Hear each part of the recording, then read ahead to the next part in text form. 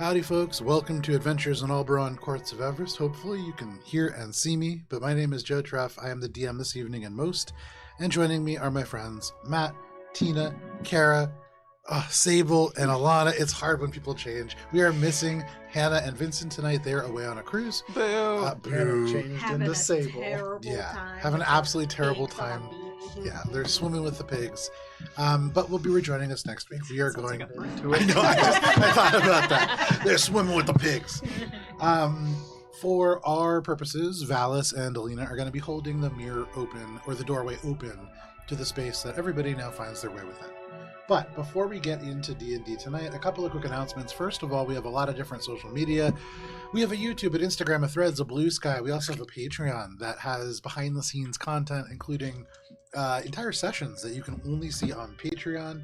All of that support goes into helping with a variety of different things, like creating the encounter maps that you can see on your table.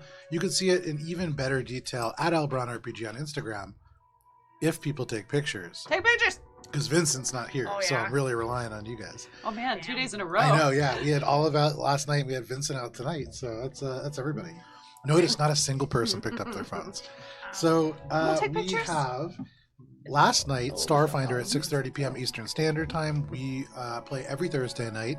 Our party made a very peaceful entry into the industrial sprawl, fighting just a few people on the way in. And then Do they count as people at this point? I don't on think so. Sunday, we'll be playing Iron and Thorns Session 3 that is live right here at noon. Kara is running that original Cypher System game using the Old Gods of Appalachia rule set in the anthology Iron and Thorn. So you can join us at noon for that. We have tons of other games that are coming up. In fact, I think next month it's going to be the record for games in a month, which always, I feel like we break it every single month now. But that is going to be tons of fun. You can see more announcements if you want to see them on YouTube at Elbron RPG for the State of Elbron 2025. But it's actually incomplete now because there's even more things. Elbron After Dark, Poison Heart Manor. Yeah, there's just tons of things that aren't even in the State of Elbron. I don't even remember if Wheel of the Year made it into State of Elbron. So yeah, tons of things that are going on. Go and check them out on YouTube. That is all the announcements that I have for this week. And so it is time for this week's session of Courts of Everest.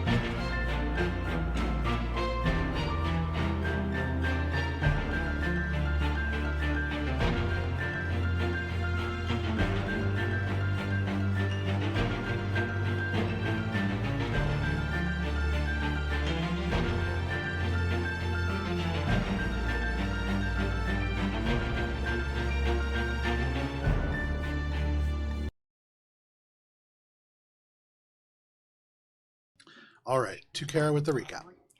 Wandering Hearts. When last we played, the 5 of us found our way into the heart of a ancient crypt in a Shadowfellian city. And as we were climbing the stairways to hopefully find where the mirror would be located, we were beset upon by the guardians of the crypt, a bunch of Esquellingtons. I got it in. I had to get it in. Thankfully, we are not sneaky enough that we don't leave a trail for Ori and his sister's guard and some other guy to follow us into the crypt behind the open door that we left. Sure. We do battle with the skeleton protectors.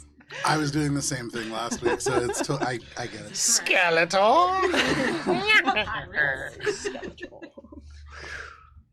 With the skeleton protectors, discovering that while some of them can recover their dark powers per round, fire keeps them down. Cheshire used her powers to bemuse and confuddle. Ori shot flaming bolts from above. Valis did his best to keep us all protected, while Minka gleamed with bright light, and Billy helped. As Billy tries to do. Shut up, man. I killed something once. Yeah. Nearing the end of the battle, however, Cheshire takes notice as Euthelius seems to lose focus and find interest somewhere else. After the battle is done, Cheshire notices that Euthelius has departed and casts Detect Magic to discover what it is he is looking for amongst the sarcophagi. The rest of us, however, seeing that the stairway is clear, head up the stairs only to discover that now we have reached the ground floor of what is indeed a massive crypt inside a large cemetery. Doing some mild investigation and doing our best to ignore the wonderful bounty of magical objects and gems, some of us doing better than others. Looking outside, oh yeah, that's true. Looking outside, Ori, with his eminent knowledge of other planes and magical entities, looked out upon this city with strange angles and shapes and people of shadows, and realized that we had come to the City of Shades, a city built by mages of old in an absolute example of magical folly. Specifically, we were in the jail. We were not in a jail. We were in a crypt. Yes. Crypt. Which is what I've said multiple times. Different than jail. It's corpse Change jail. those notes. Corpse jail. Yeah. Corpse. There were cages, yes, that is true. But they were not actually cages in the map, they were just rooms. I guess that's true. They were so bad. Actually, Oh now, no, I wrote my we're new in the canon for cemetery. this is that was a group not of elite. We're in the nobles. cemetery. That's what it was. They were so bad that they went to corpse jail after they died. just in case they came back. We and they fucked did. up our city so much we have to imprison our dead. It's fine. It's Anyway. a corpse jail escape. Upon telling us that we are indeed in the City of Shades, we decide to just get it over with, have Valis move the mirror, and while that is happening, Alina and Billy head back downstairs towards the entrance, with Alina a little bit more dejected than she was at the start of this whole adventure. Euthelius confronts Billy, saying that something has been following her and something has followed her through the doorway. I don't know what it is. There's no dog around, and Euthelius is just pointing at Billy, so, you know, fuck him, I guess. Cheshire did say, however, that there is something following us. Me? While we are having this wonderful discussion, however, one of the sarcophagi begins to light up, as indeed Valis has activated the mirror, and they come sprinting down the stairs and out the portal, letting us know that now is the time to leave. As we leave, we hear an infernal voice scratching out from behind one of the sarcophagi. And as we close the sarcophagus lid behind us, Elisare, who speaks Infernal, tells us that Lord Umberthar, the Shrouded Sovereign, was being released. Maybe that will come to bite us in the butt later. Maybe guy that'll come to bite doesn't us sound players in the butt later. More like Doesn't sound great. But, you know, for the greater good-ish. probably. For an outcome. We flee the scene, closing the door behind us, and come to realize that maybe now is the best time for a long rest. It's been a minute, as we all near exhaustion checks. Billy, ever one to make amends and make friends, after giving shade to Elisare's Ember-sworn guard, proceeds to further ingratiate herself by asking to buy some of his gem dust, which apparently is not a consumable item, and now we have even less friends as he's just trying to cast sanctuary for us. But I mean, come on, the guy uses butterflies as an ethic, as an That's aesthetic. because the Tower of Amber Wings. The wings are the amber butterfly wings. It's fine, Ori. We don't need to know. It's fine. Boo. We all spend a relatively peaceful night, with Ori deciding that despite having the sanctuary inside the Madam of Dark Reflections, he needs to keep watch. And he takes his new shiny sword, which hopefully he knows not to keep, outside of the sanctuary to scout to scout for any problems, and instead is accosted by the Madam of the House herself. After a troubling conversation with the Madam of Dark Reflections in a sword, no less, a sword of highly polished metal, Ori creeps back into the sanctuary for the night, and we all get our long rest. The next morning, we choose a new hallway to go down, open the door, and discover another wall of water, because these excursions are nothing if not wet. Minka, who does not need to breathe, just walks into what turns out to be the bottom of the ocean with high amounts of pressure and low visibility. Upon reporting this back to us, Valis sticks his face in and casts Locate Object, which allows us to find the mirror and also him to get more wet. A few prestidigitations later, I realized that this happened before the sanctuary night because we had to rest so that Minka could get her spells back. And I'm running this It's fine. this thing by the seat of my pants. It's fine. Hey. Yeah. My notes go halfway. I got too invested in the roleplay. Anyway, the next morning we are able to walk through the water, and Ori, with a sword, scouts on ahead. And as he scouts on ahead, he indeed does see the mirror, but around the mirror, a coiling, glowing figure, potentially the source of fulgurite found in the sands along the way. Something electric is in these waters, and it's not just the vibes. And that is where we begin. So, Ori, for you kind of creeping forward and ahead, you can see now this thing wrapped around the mirror tilted slightly to be pointed up and towards where maybe the surface is. Though from where you are, you do not see the surface. It is dark. Wherever you are is deep in the water. If you want to flip that around, one of the surfaces is actually like a mirror. So there we go. Nice. That is just shining and casting this almost like dim beam of light off of some of the bioluminescence from that creature itself. Off of the eyes, off of the spines along its back. There is this, as it like breathes in and water filters past its gills, there is this kind of glow, almost like electricity crawling across the creature's surface. What are you doing? So remind me, my movement speed is It is the same as your my regular because you have freedom of movement cast upon you. Okay, cool. It's just Ori, right? Just Yes. Ori. That's the why rest Everybody Scouts else, ahead. swim speed, or you were moving, I believe. It's like something ridiculous. It's like I think half. it's a quarter. It's real bad. Yeah. We'll get there eventually.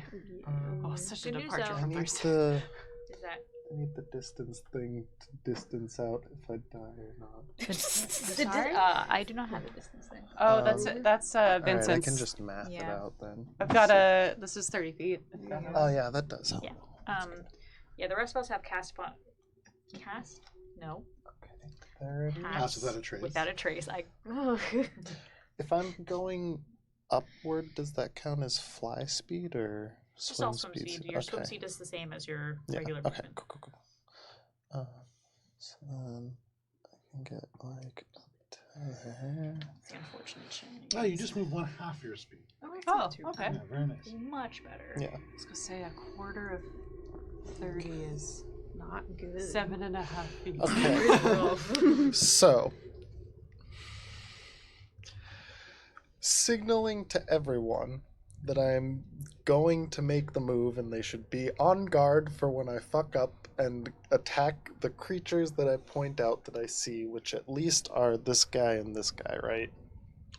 Which ones? The clam Correct. and the bioluminescent Correct. creature. Okay. So seeing those two, I am going to attempt to go from this kelp Okay. to this kelp, Okay. hiding within the kelp, Sure. or like, around it. And then from this kelp, I'm going to try to go up over these rocks, and then over to this kelp, which is another 30 feet. Mm-hmm. And then from here, with freedom of movement, quick question. Does that affect crossbow firing underwater? Are there any effects on that? It is No, just only- movement speed. Okay. Yeah. Also, if you're going to be magically restrained, you're not. From here, I guess that That's gonna be a Or right there, your stream. It's not just magic. sneaking quick toss of something to draw its attention over in this direction, Okay. unless I see something else happening, so that I can then go set that upright, and then on my second turn, move it to where it needs to be. So and get you the fuck want out. to try to do basically two different sneak actions. One is harder than the other, and then you want to throw the dagger to kind of like, because you're not in initiative yet. Right. So this is more sneak up to here. Make a stealth check, Yeah. and this is to get you up into that point. It's a higher DC, crossing that full distance and kind of getting up to this creature. Dim light. Yeah, Cool. It do be dark. We This dark. it was narrated that that Minga could not see the sun. All right. Let's. I'm like thinking of like Hitman, where you just toss a coin. Yeah. Oh yeah. I was thinking the same thing. This one looks like it'll be nice. I've not in the- played in the Hitman, so when you said teacup. toss a coin, my brain was somewhere else. Ooh, very nice. Okay. So I believe that's going to be a 25. Okay. Oh. With the 25, you dash across, moving surprisingly quickly with your feet, kind of digging into the elements of soft, silty sand and carrying across to the first set of stones. And you can kind of pull yourself, moving almost like you're in a low gravity, almost moon-like situation up the stony sort of surface. And you can see you should be able to just launch yourself across. And you do. You just fly across the space, leaving just a little contrail of bubbles, and you catch yourself within this kelp. Does Ori, the kelp catch him? no, freedom of movement. But also, that's right. it's just regular kelp. Okay. And as you get into this space, you kind of grab onto it. It's rubbery. It's a little bit kind of almost like plastic. Looking down, you can see this clam, the mouth open, and there are just these jagged teeth, rows and rows and rows and rows that go back. You fought things very similar to this in the past. This one's bigger. There's no pearl in this one, and so maybe a little bit younger, maybe a slightly different species, but you know you don't want to get bit by this. Yeah, that's a big clam. With teeth. Across the way from that, with your eye for detail, you can see that there is another mirror. This one is different than the soul mirrors, the intricate ones that you have seen carved. This looks more like the ones that are in the Madam of Dark Reflection Sanctum. And in this one, you can see, pressed up against the glass, sort of peering out. Sable, do you want to describe your character? Sure. So my name is Hala. I'm a Triton. I have kind of teal scales with dark blue hair, kind of medium stature, about 5'10". I've got a Triton, a trident. There's the word. Triton with a trident. Yeah. You're just holding another person. Yeah. Okay, so you're pressed up against this. And what is your passive perception? There should be a score written on your character sheet. Perception is 12. 12. Okay. In this moment, you don't see Ori. Across the space, there's no movement. You're still looking out. It has been a long time, and you haven't really seen a whole lot, especially recently. But Ori, you see this other person kind of trapped behind the glass of this mirror. You can see at this angle the back of the surface. This is extremely flat. It should be, yes, so it should be almost impossible for a human to exist, but that looks very much like a person. Okay. Anything else? Like, are these just schools of fish that I see here creatures, or just like... For the moment, you see two clusters of fish.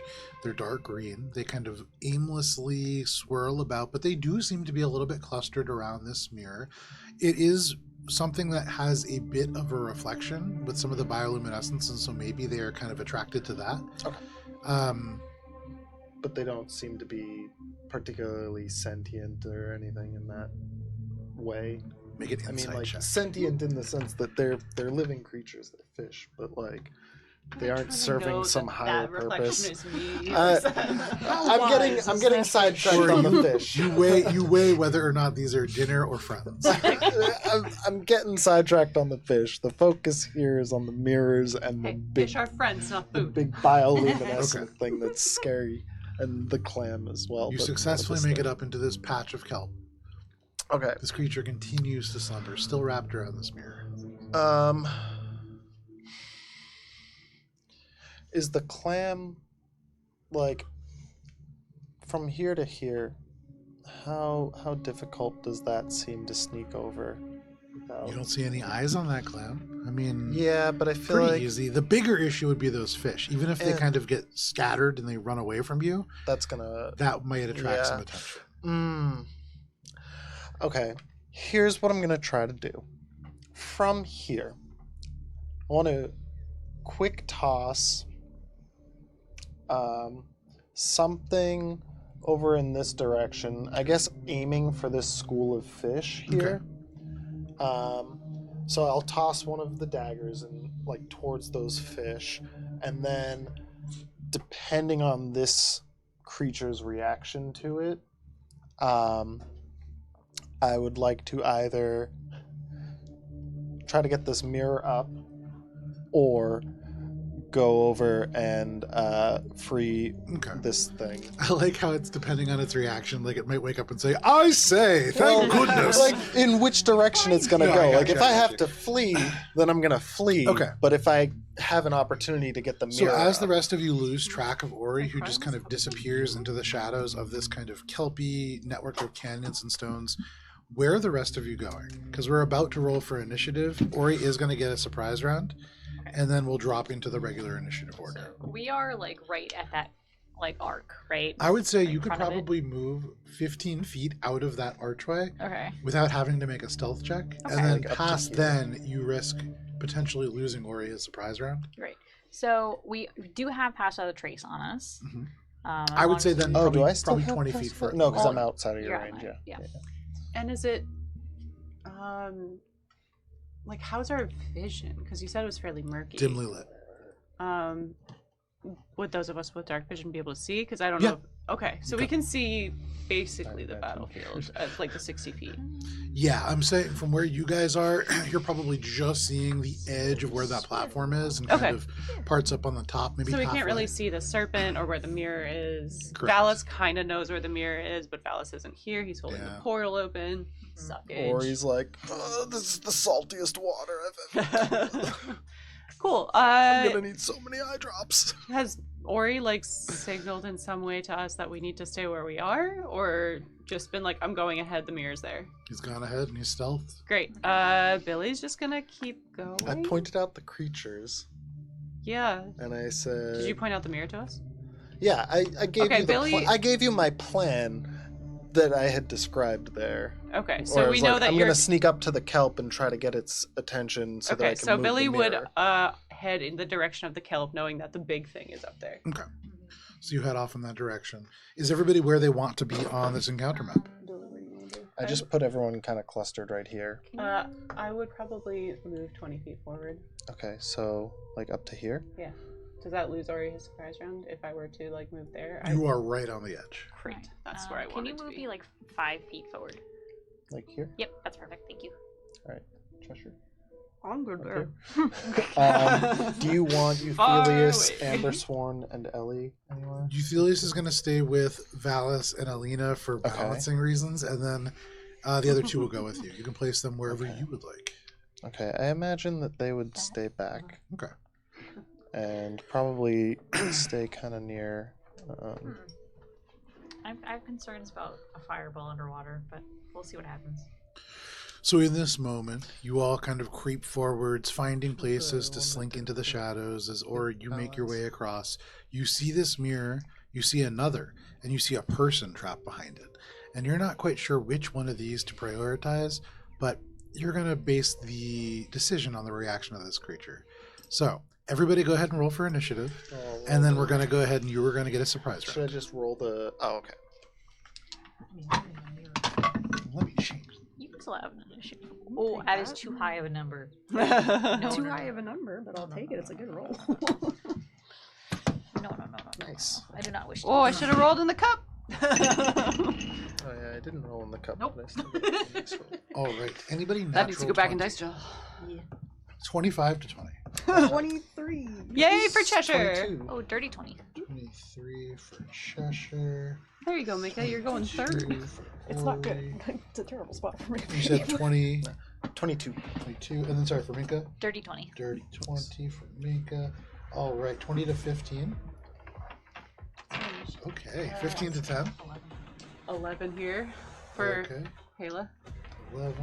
Which I don't really know how that. It's fine. Find out. There's worse initiative. You 10 could to be a 15. 7. Or sorry, 10 to 5. Gunter had a 7. negative 7. initiative Okay. for a bit. So the way that this works, oh, sorry, hang on. I'm missing one person, and it is. No, I'm not. I'm good. Okay. So the way that this works out, Cheshire is starting us off, then Ori, then the Artificer, then Minka, then this Serpent, as it was described, then Hala, then these clams, then Billy, and then at the very end of everything, Eliari. So, Elissaray? Elissaray, sorry. Elissaray? Good So, God, this woman. Cheshire, what would you like? Oh, sorry. Ori, Bullshit. it is your surprise round, so go ahead and make your quick toss attack. All right. Surprise. Quick toss. Rosie. Okay, so that's a like 30 on the fish. 30 on the fish. 30 is a hit on the fish, absolutely, and you don't even need to roll damage. As you throw this quick toss dagger, I'm not even trying to hurt they're them. like- I'm just trying to like get them to scatter. one of the problems with being so proficient with these weapons is it's almost hard to miss. And true to form, as you throw, it Well, the crosses blood the will distance. It should even be baffled by the water, but you are so proficient that it just crosses and it goes straight through 1, 2, 3 of these fish. And you can see only 2 of them left. They swim away and disperse. You absolutely just take them out. All of a sudden, you can see this creature. The entire back spine just blazes to life, bioluminescing brightly, and you can see off of these scales this crackling lightning begin to emerge, and it arcs 15, 20 feet out. But in this moment, as it has not started initiative, nothing currently happening. It is awake though, Ori, and you can see the eyes like fluttering and rolling. It is not quite focusing yet, but that is a bonus action. Okay. So then this is still surprise round? Correct.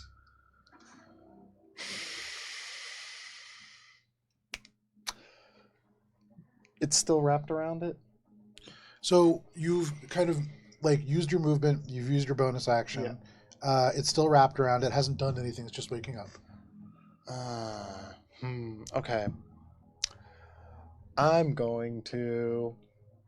I think I have to take the surprise shot at it then in this opportunity. And Hell then, yeah. There you go. You have the drop on it. It's still waking up. Why not? Take the shot! And then I have other things that I can do. So I'm going to make the shot because it seems like we're going to have to do this. Let's go. 25 to hit. 25 is a hit. Alright. I'm going to pump a lot of shit into this guy. I'm going to do a rune. And it doesn't have arms, so I'm not going to do its disarming attack. But Shoot its teeth right out. maybe.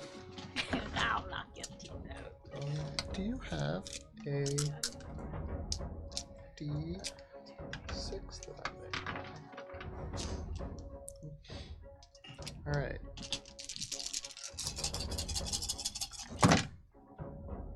So, that's gonna be 7 fire damage. Okay. And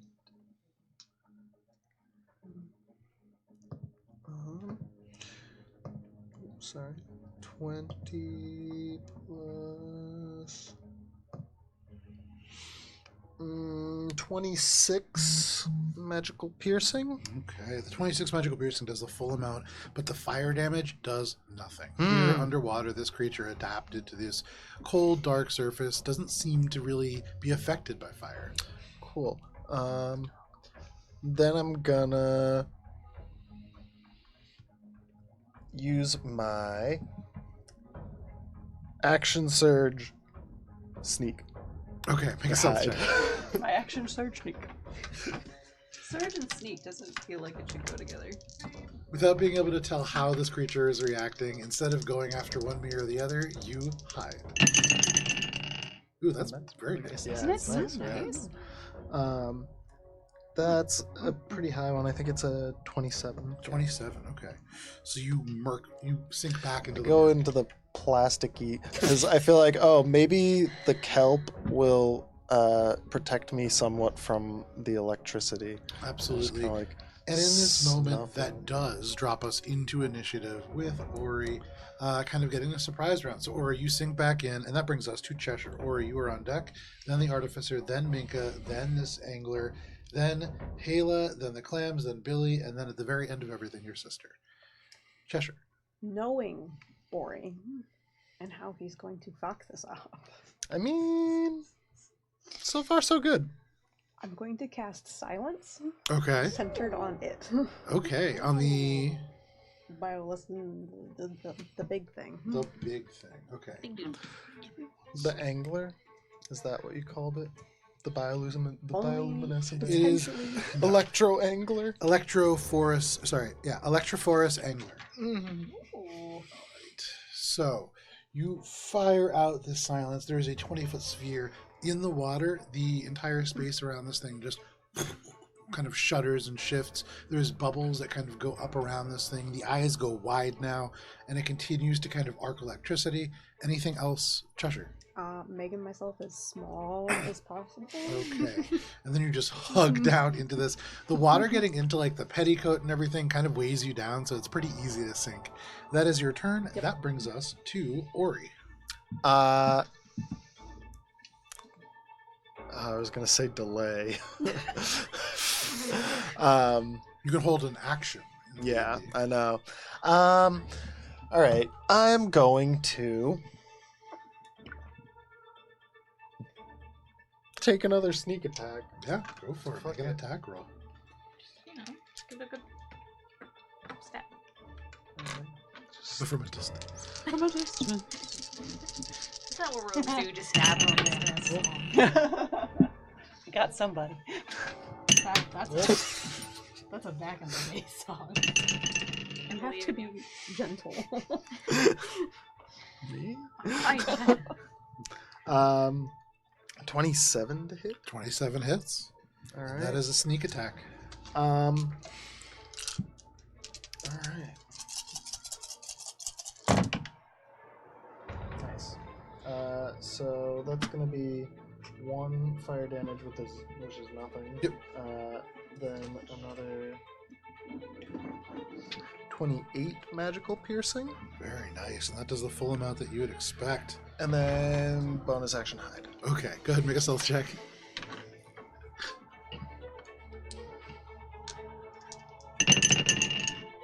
Natural 20. Very nice.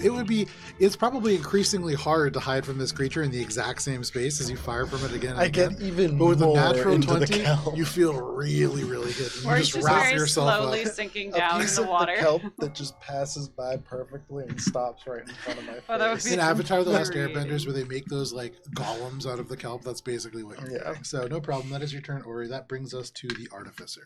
Let's So see what this man's gonna do. they do have a swim speed. No, from no, they don't. Okay. They do have boots of speed though, They Oh. can. and so they are going to click their boots together. They are going to move a little bit faster as a bonus action, and as an Fucking action, boots of speed. they are going to cast haste on themselves. Can I get a magic ring? Here's your magic ring. Yeah, my only solution to They movement are underwater going was freedom of movement.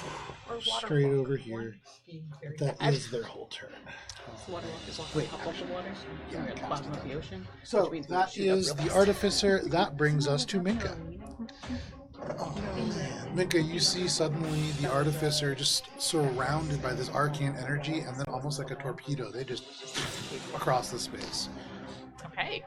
Good for him. This would be, Is he doing anything? That's what I said. No? But what would you like to do? So, seeing the artificer kind of bolt off, and seeing that things are the increased electricity happening over here, I think he's gonna try to swim up a little bit, Okay. just to kind of get a little bit of a better eye line on what's Absolutely. happening. Right now things are not great. Things are fine. They've been better for sure. It's fine. Look, we just gotta wait and see how it reacts. Gesture for you as you watch Minka swim up. It's like a jellyfish, just a big billowy garment. Again, people pay lots of money for a photo shoot. Oh yeah. They do. Is the mirror within 60 feet? It is not. You can. It's dim light. Is your dark vision only 60 feet? Yeah. You can't really see it. You're seeing glints and reflections of the various arcane sources, but you're not seeing a true mirror. Okay. So. You were saying 120 feet to the mirror or to the creature? To the mirror. Where our captive friend is within 60 other feet. mirror. Yeah, I think it's just outside. Just outside of Okay. 60 feet. I was just trying to see if I was aware of what's happening over there or not. Looks like not. So, seeing as nothing has really started yet, and I don't want to make myself too much of a beacon, Sure. I instead am going to take my action, and I just want to look around. Ori mentioned something about clams. I've yet to see them. I would like to see if I can identify the clams amongst us. Make a perception check. The mollusk among us. That was a terrible roll. That's okay. It's a 17. A 17. You look behind, and for a second, you think you see a bright pink clam nestled above people, but no, it's Cheshire. You kind of look forward, and maybe 60 feet away, or closer to 50 feet away, you see one of these creatures, and the artificer has engaged it in combat. Right. And then, kind of gazing around, you notice that there are two swarms of fish, and they seem to be increasingly getting agitated and kind of orienting themselves towards this electric being on the platform. You also know there's another clam that is kind of off and to the right, like buried down into that valley at the base of where the Electrophorus angler is currently like nesting. Yeah. And you see all those different things. Off in the distance, in the dark, within the kelp, there are other fish. Just one or two, not full clusters of them, but you do see that there is other living beings in this space. Okay. So, I don't want to engage anything yet, but I will. And with that check as well, Yeah. swimming up, you can now see over these rocks, and you do see a mirror. You don't see clearly a person within it, but there is a shape that suggests that maybe it is a window or something, and somebody is beyond. Okay. There is some movement over there for sure. Okay. Cool. So at this point, he doesn't want to yell, but she will stage whisper to Billy and hope she hears. Clam in front of you, and hope that carries. Don't know if it will. Clam in front of you, just through the space. It carries pretty well in the water, yeah. Okay. I will hold a starry. No, that's an action. Never mind. I will hold a magic rock. And then if something cuts too close, we'll see if I'll use it or not. Okay, you reach into your pockets and you hold a rock. I That do. is your turn, Minka. That My brings turn. us to this Electrophorus angler. So now, on its turn, fully awake, Yeah. it opens its eyes. The frills all around its head go out rigid, and from the interior of them, there is electricity that arcs between them, almost like this high electricity power line. And suddenly, around them in a 20-foot sphere, the water is electrified. I think I'm out of it. Maybe, unless. I think you're this just might at be- the I think you're edge. like Yeah, right if there, this Ori. is like the 15. Or That is that- also the field of You are silent getting spells. it. It is. This is not casting No, it's- magic. Yeah. Ori, as it starts its turn, could you please for me? Oh no. Take 8 points of electric damage, and your movement speed is halved until the end of your next turn. Now, this creature is going to move. It coils like a snake and then darts off at a high rate of speed.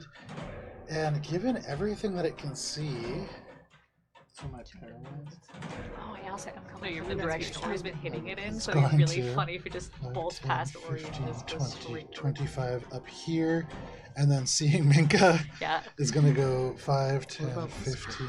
That is 40, 45, 50, 55, 60. So they're up in the air above you, like right there. I can just use this. Nothing beats a Chesek's cube. Yeah, Chesek's Cube has really lasted us for a long time. You really can't mess with And perfection. Minka, as they crawl over you, first, the Artificer, as it crosses over, takes 6 points of damage. And then you, as it gets within 20 feet of you, is going to take 7 points of damage. Your movement speed is halved by half. And that So- was lightning damage, right? correct. I am resistant to There lightning you damage. go. So do I only take- half of that, for a total of 5, 6, 3 points of lightning damage. Am I caught in that as well? Or is that directed? It's 20 feet sphere. I think Might be. everyone is here. Oh, it is Billy. It is your sister. I don't think it's Cheshire. No, not Cheshire. So a co- Billy and is it what? Con dexterity? No save. Oh, no save. It just happens. Yeah. Yes. It is It's just just- unfortunate. In the, Damn. you're You are in the area. being electrocuted underwater is I a mean, very yeah. negative thing. Yeah. This creature just swarms over you. You take 7 points of damage as it kind of crowds your space. And then Minka, as it looms over you, still 10 feet away, it is going to lash out with a multi-attack. I am First- resistant to lightning as well. That is very nice. First is going to take a bite. That's a natural 20 Dang. for a total of 33 to silvery hit. barbs, no. Silvery barbs. Better. 15 to hit. That is a miss. There you go. Clang, So clang, it perfection. snaps out. You are unable, or you are able to just lash away. It is still 10 feet away, and so a little bit more movement speed. Then it is going to make 2 shock attacks. The first one is a 21 to hit. That does it. All right. You Let remember me it, just don't pull you? out my correct dice. That sounds like I have Okay. a spell and I use it too. That is going to be 14 points of electric damage. For you, I believe that's halved. Yep. Correct. And then the second shock attack is going to be a 19 to hit. That is also a miss. There we go. So this Shield. creature just trying to electrocute you, but in this space, you were able to just back up enough to be able to allow many of those things to just arc into the sand. And you can see there is almost like black powder that rises up as these fulgurites are formed at the base. But that is that creature's turn. That brings us to, as a bonus action, it is going to summon more of these fish. What? Fish summon. Damn, it's Aquaman. I can't reach it. Can you grab that fish that it killed right there and then just put them? This one? So they move to within 20 feet and begin to orbit this creature. Drawn to the electrical lure. There's got to be something in there. electromagnetic. That is the Attraction. Anger's turn. That brings us to Hilla. You are stuck in this, but all of a sudden there is this creature just darts off and begins to throw electricity down. You've only ever seen this creature move like this one time before, and that's when you showed up. And so suddenly something is happening, something is out there. What would you like to do?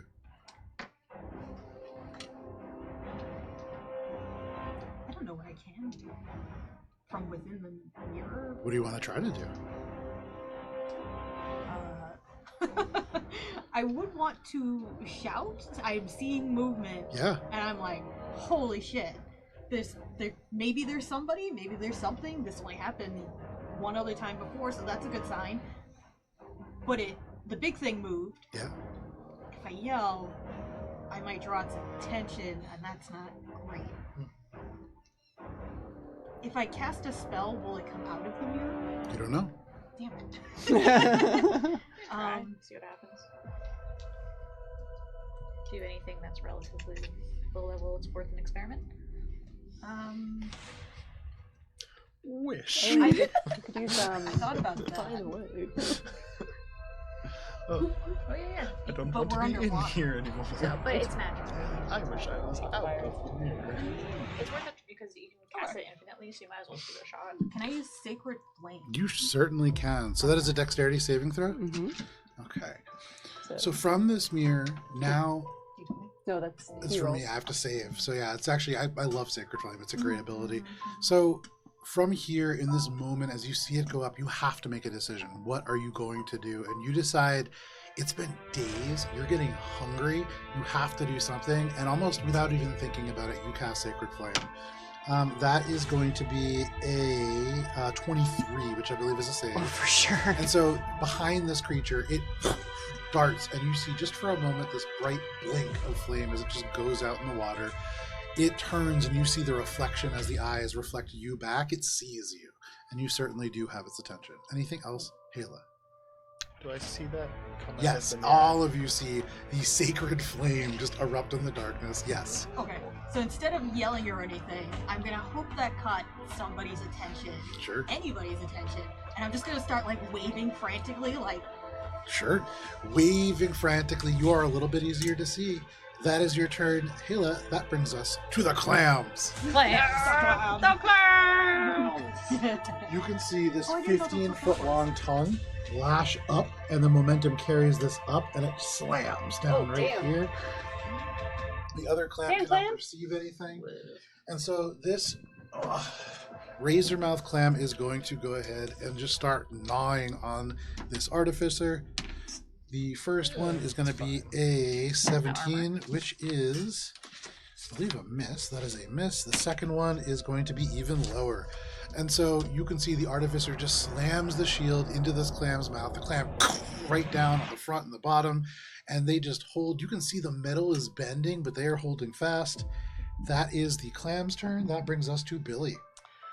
Well, my speed is halved on halved. Half on half.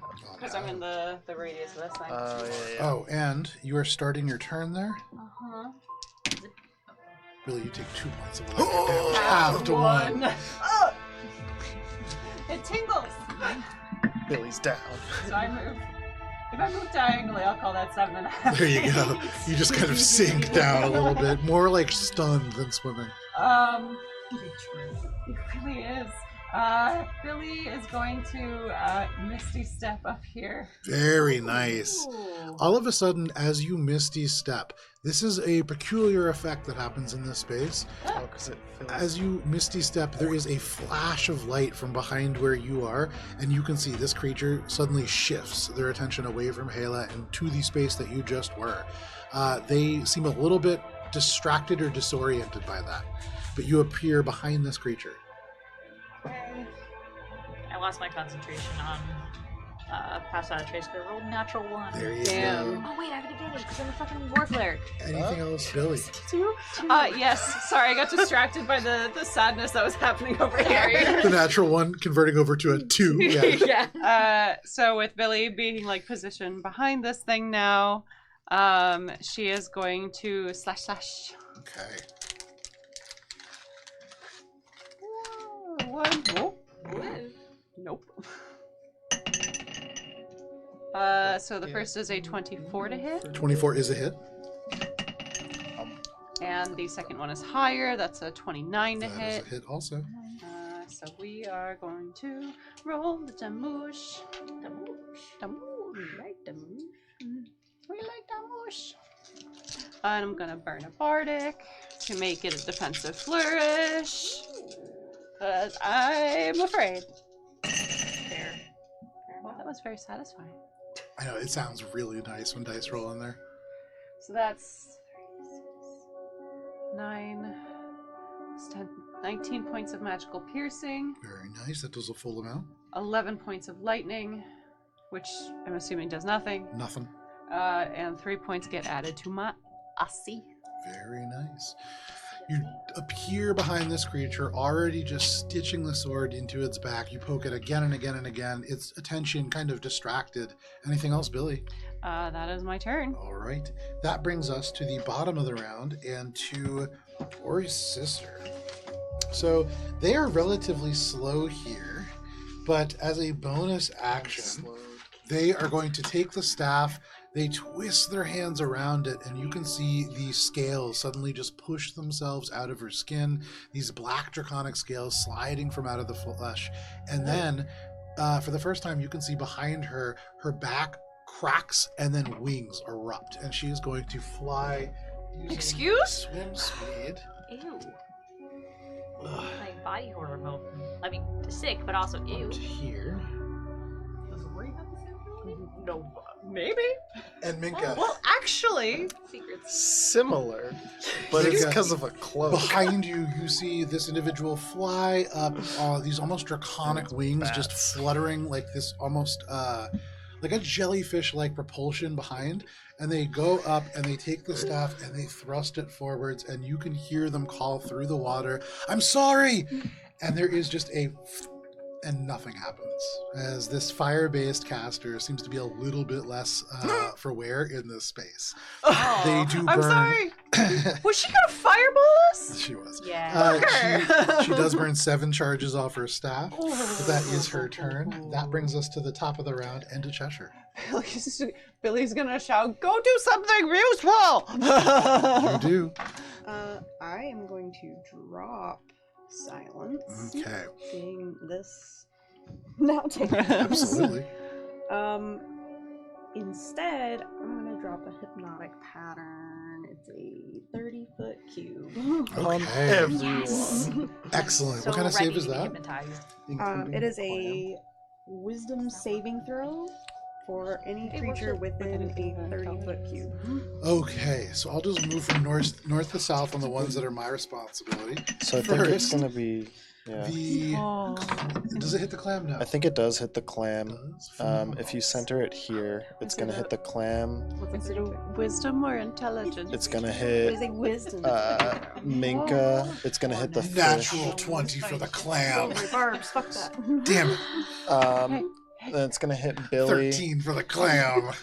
It's gonna hit. Oh, actually, I think it's gonna hit me and the I other believe so, guy yeah. too, and it's So, gonna hit The creature artificer. Billy. Not the gonna hit artificer is Minka. Gonna roll a natural Because 1 that's as a part of it. reaction. He Try to flash hit of all geniuses of us. himself to a 6. Minka. That is going to pull us over to the electro forest angler. Spelling from Wisdom save. during the vampire fight. We're just kind That of is clear going to be. to What kind of save is that? It's a Charm. wisdom saving. Against Wisdom charm, save. right? Not their best stat. That's a 17. 17 is a failure. Okay, so everybody within this cube that is an unfriendly creature fails this hypnotic pattern. That is. And I'm still staying as real small as I can, Joe. Yeah, there you go. You stay very small. That is your turn. That brings us to Ori.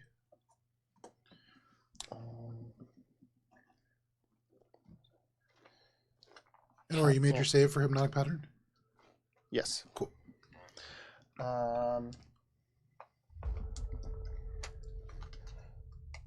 Okay. So I'm going to use. Oh, and you're starting within 20 feet of this creature? No, it went away Excellent, from me okay. from that. Yeah. So it was there. So I'm gonna go up to the mirror here and try to move it back into like an upright position. Make an athletics check as an action.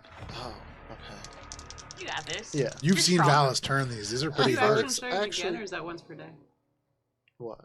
I'm just wondering. Yeah. I've only it's once per day. Oh, Um, oh my gosh. 15. 15 is a miss. Oh, sorry. 15 is a not strong enough. So you grab onto this and you turn. You were able to grab it. But as you try to move this underwater, it is kind of rusted. There's elements of barnacles that have kind of grown into the crevice that is used to turn this. It's pretty stuck. Okay. I'm gonna go 30 feet to here, and then I think I have about like 10 to 15 feet. What's your more. movement speed? It's 30 base plus bonus action dashing. But So have 50. from the angler's electricity. Oh, is it effect. still have? Correct. Oh, okay. Till the end of your next turn. Okay. Sorry, I Sorry. thought that it was. That's okay. So then I guess from there, I'll bonus action quick toss. Okay, that'll be a At- disadvantage, I believe. Wait, what are you quick tossing at? Can you quick toss at the mirror? At the what? At the mirror. The mirror's out of its range. I That would be a believe. disadvantage. You. That's what I was thinking you were doing. You can quick toss at the creature. I believe that's within your range. Yeah, I think I'm just gonna have to quick toss at the guy. At this Go for it. round, Make your attack roll. And then, fuck.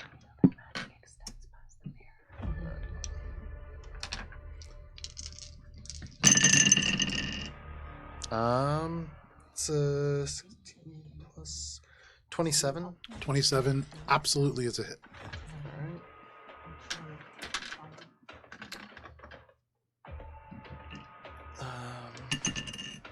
That's gonna be 13 points of magical piercing. Very nice. Anything else? Actually, wait. I didn't use the sneak attack, so I guess that can be a sneak attack, right? For somebody make an attack roll. Yeah, as long as you're proficient. Yeah, you're proficient. All right, and I'm gonna. And it's a finesse weapon. Yeah. yeah. So then I'm just gonna roll the extra damage. Yeah, for that, phenomenal. then I'm done. Yeah. It's gonna be another 11. 11 points of damage. Fantastic. This creature is starting to look kind of hurt. Already, as you've managed to hit this a couple times, this creature, you can see there is just blood trailing as it just streaks through the water. But that is your turn, Ori. That brings us to the Artificer. The Artificer, standing toe-to-toe now with this clam, is going to draw their sword, and as part of drawing, make 2 attacks with Anarchy of Butterflies. I really hope this works better for him. The first one is going to be a 22 to hit, which will hit. The second one will be a 19, which will also hit. With the first one, that is going to be 8 points of slashing damage plus... The butterflies fill the space behind them just a little bit more.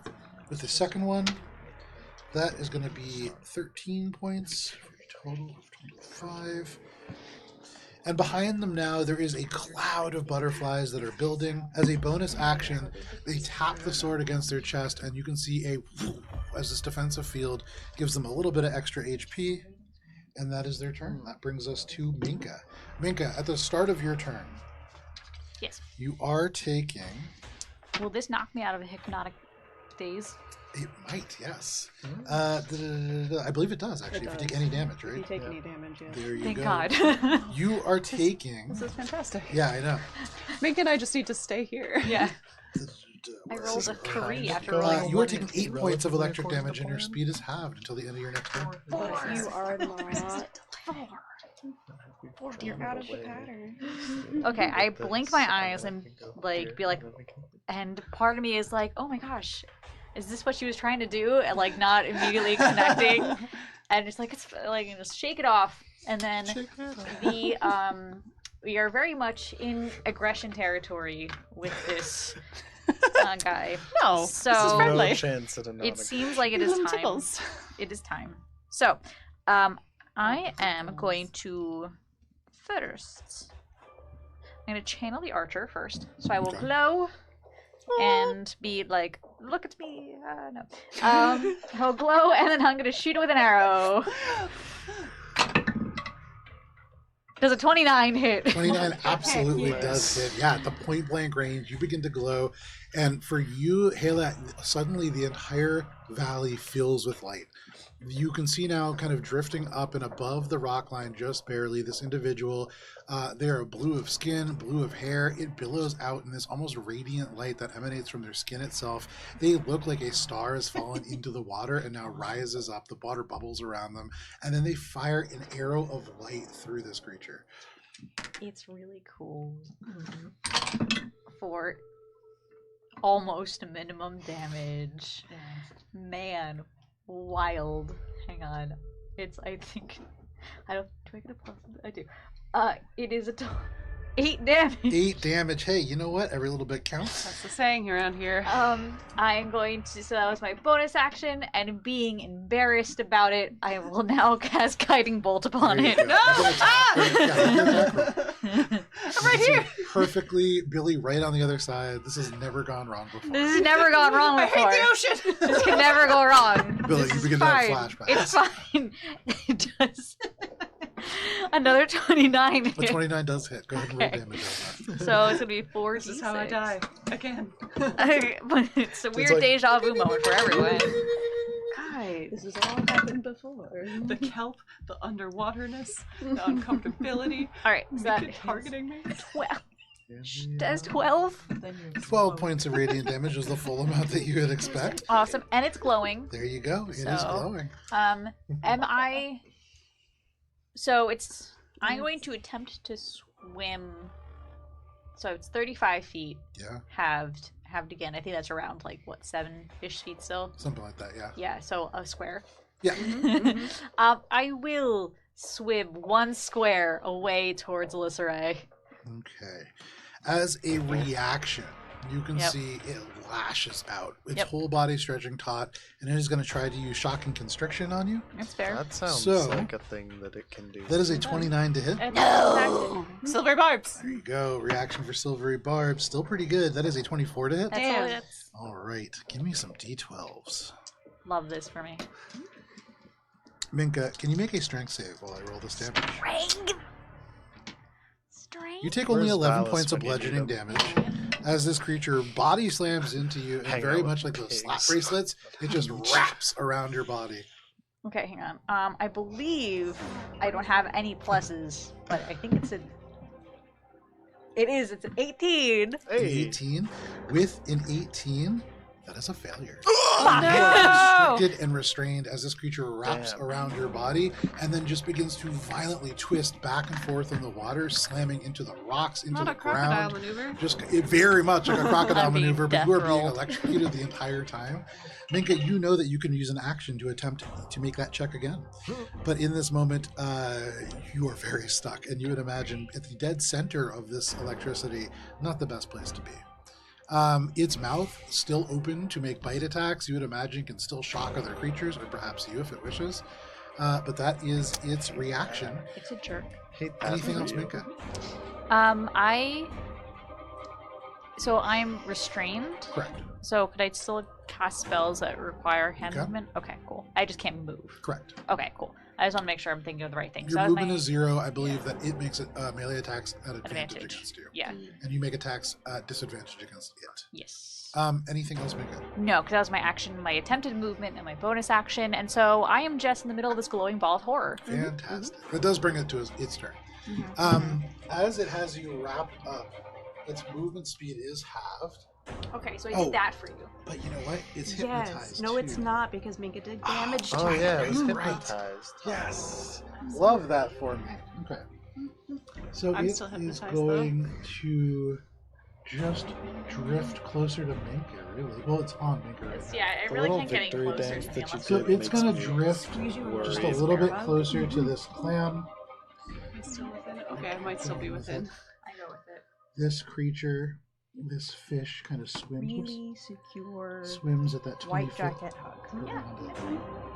Thanks, fine. Minka. This creature Yes. sucked into the orbit around That's it. just kind This of creature sucked into orbit around it. Okay. The artificer, Minka, and the clam, Billy, and that's it, are taking just a little bit of damage at the start of the round. And Minka? 8 points of electric damage halved for Minka and Billy. And your movement speed is halved till the end of your next round. I'm not hypnotized no more. There you go. This creature kind of helping in that way. Let's see. There are a lot of options for it now. It does have Minka, and so I think Minka, as it has you twisted up, it will take probably a multi-attack with a bite against you, and then 2 shock attacks against. It can't see Cheshire. It can't see Ori. The clam? Probably the Billy. artificer? So- for its attack against me, I Yes. wish to use Omen Excellent. to reduce it by 1d6. Excellent. Just making this attack advantage. I'm reducing it by 6. That's Nice. fantastic. So that is a total of 23. Still hits. Still I tried. hits. At least it was like mundane numbers. This is a much bigger hit. That's fine. That is going to be a total of 25, 32 points of piercing damage. As it just bites down onto you. You are constricted and being electrocuted and bit by this creature. And as it twists end over end, you can see electricity just building along the spines of its back. And there is one arc that goes off towards Billy. Billy does a 22 hit. Yeah. There you go. Even with your defensive flourish? It gets me up to 20, not Ah, 22. There you go. Billy, you are taking 5 points of electric damage. Oh, And half then to the 2? Yeah, half to 2. And then the second one is going to be a 20 to hit. That one beats it, Beats it, sadly. beats it. There you go. And that is only going to be 7 points of electric damage. That's fine, actually. You know what? This is kind of nice. And so this creature just end over end, just kind of hurtling back and forth, slamming into the ground, and then ricocheting back up into the water with Minka. Was the 7 halved already, or? No. Okay, so it's the 3. Yeah, I rolled real bad for its damage. Yeah, I'm okay with this. That is the angler's turn. That brings us to you, Ayla. Okay. A little stupefied after seeing the blue goddess explode with light. I'm just kind of like, whoa. What was that? And then I'm like, oh, wait, shit. Like, I'm in a mirror. Something's happening. I'm going to do conjure animals. Okay. And I'm going to conjure a hunter shark. Okay. Am I allowed to do Yes. that? You are. Okay. Give me 1 second. Oh, man. He's gotta go get a shark. I don't know that I have a shark just ready to Newer go, players, but, because they have the craziest I thoughts. understand. I might need somebody to help me. let me see what I have that was hunter I shark. don't quite understand this part of the shark. I did just recently get a Yeah, dolphin, challenge rating. weirdly, but I don't remember where I put it. So like So for our hunter shark, Big wolf. The strike. See, CR's right there. Yep. So it's a make a CR strength creature. saving throw. Just don't know what strength saving throw. Yes. A hunter shark is like 12 feet long. And in this space where you can just barely fit, you can swim away, but like you turn around, you're in exactly the same space. You have now run out of room. I thought I was sending it out of the mirror. It's kind of, it doesn't go out of the mirror. So you try to fire it out. Suddenly it's just you and this hunter shark. Oh boy. And the glass, you can hear it begin to crack. Certainly you're about to be free. But this is either Also good. you or the shark is about to get a little bit cut up through the glass. So this is going to determine who. Make a strength saving throw. fight the shark. No. Get in the shark so that you can be protected Oh, fucking from the Christ. glass. Do I add anything? So at the top of your... Yeah, so... 11? 11. The shark is a little stronger than you. Oh no! And as the glass, That's okay. so for just a Poor second, baby, you are it's just fine. shoved against the glass. And Minka, as you are being death rolled, you're not sure if you're dying and it's just the oxygen losing from your brain. But for just a moment, you look over and you just see this person smashed up against the glass. The shark just growing behind them. The glass begins to crack. And then there is just shattering as the glass explodes outwards. You do see blood kind of fill the water as you do take 8 points of slashing damage as it just kind of eviscerates you. But Ayla, you are free. You are out in the water, and then this hunter shark help to save me. I'm gonna kind push of just myself out. burst free from the They get space. a shark. It is now just there. It is under your command as the spell kind of has it. You can ride it. You have this. Yeah, the of shark. course. It's huge. Hell yeah. So this Um, is destroyed. I believe that spell is an action. You still have your movement and your bonus action. Is there anything else that you're doing? Get on the shark. Get on the shark. Yeah, is getting on the shark an action? I think people say it's part of your movement. You can just leap onto the shark as it carries you out of this mirror and breaks through. You grab onto the fin and you just kind of like, almost like there's this brief moment with like glass going everywhere. You are bleeding and stuff, but it's almost like just a horse bucking up and you are just like riding it through. And then you're just grabbing on it. It's fast and it just tears through the water. I'm just like Billy- hugging the tail while it's like, Yeah, absolutely. Once she comes into range, Billy's just thinking about a certain statue of a woman wrestling two ghosts, and it's just like... Yeah, absolutely. Anything else? can it attack? Or is I don't think on this turn that it's summoned it can attack, okay. but I believe just look up the stats for it, and then you can use those to know where it moves and does all the other things. Okay. But got Ayla, good you are stuff. free. You know that this creature is active. It is attacking these other people, but you may have support here, or maybe it's just a bunch of pirates here to kill you. I guess we're gonna find out. That is your turn. That brings us to the clams. Just as a note for the future, Yeah. freedom of movement does prevent any spells or other magical effects from reducing target speed. Very nice. So- I should still be able to Yes, move. you that's can move right. really through through that. that. Oh, so I Other could've- magical effects. okay. I just want to double check the language. It doesn't really change much now because the shark. Yeah, it's fine. But now you know that you can just move about the cabin. Yeah, but that does help for Because future. shark. Hell yeah. I love. So this clam does take attacks against the. I was really worried that it didn't leave the mirror, but it was awesome. Against this artificer, this clam now clamps down and the shield just spins to the side.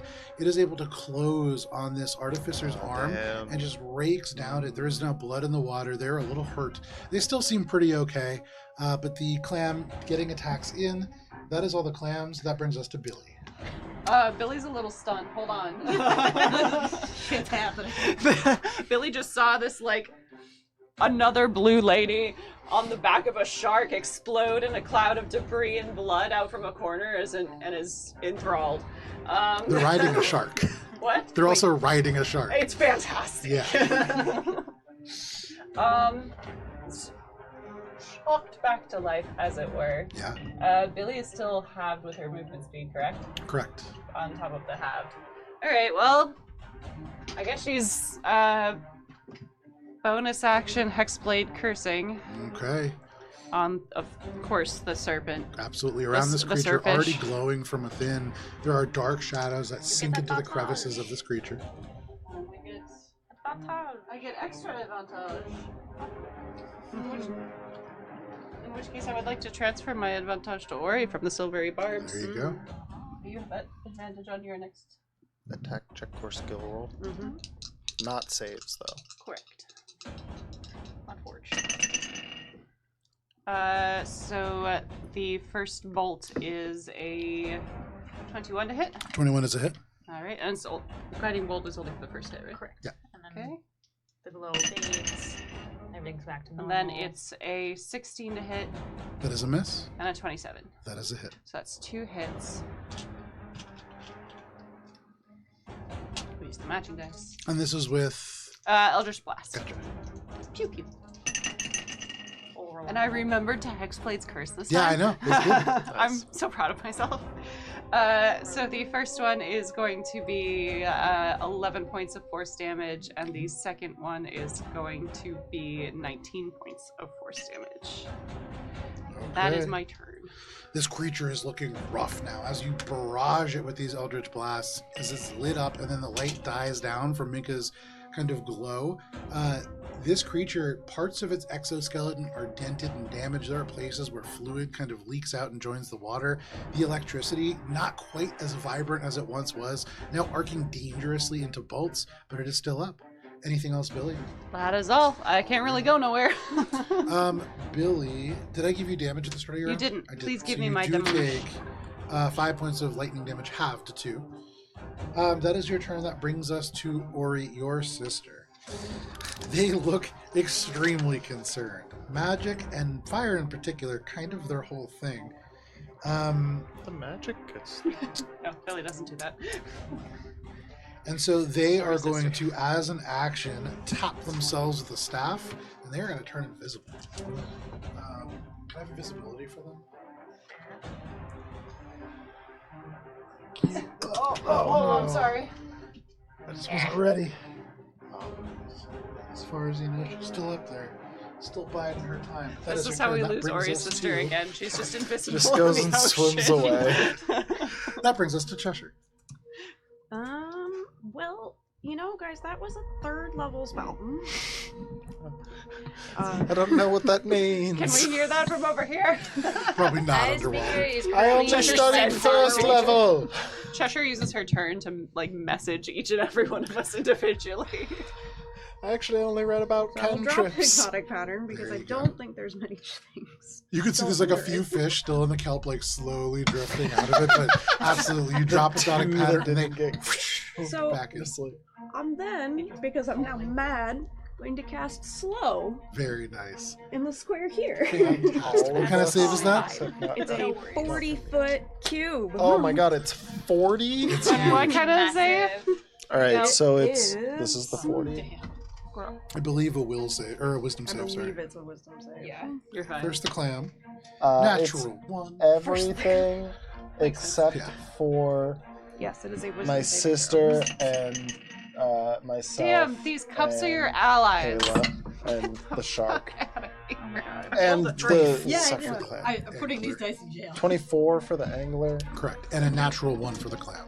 and the artificer, and then all of the player characters, and actually the 2 colonies of fish that are still. So the orbiting. colonies of fish don't actually take damage. They actually work to absorb ranged weapon attacks. They haven't been hit by them, and the so they're spells not don't hit them slow. either. So they're Okay. very unhelpful. We just saw these fish and we're like, Yeah. Does a 22 pass? Yes. Nice. So Billy's been here before.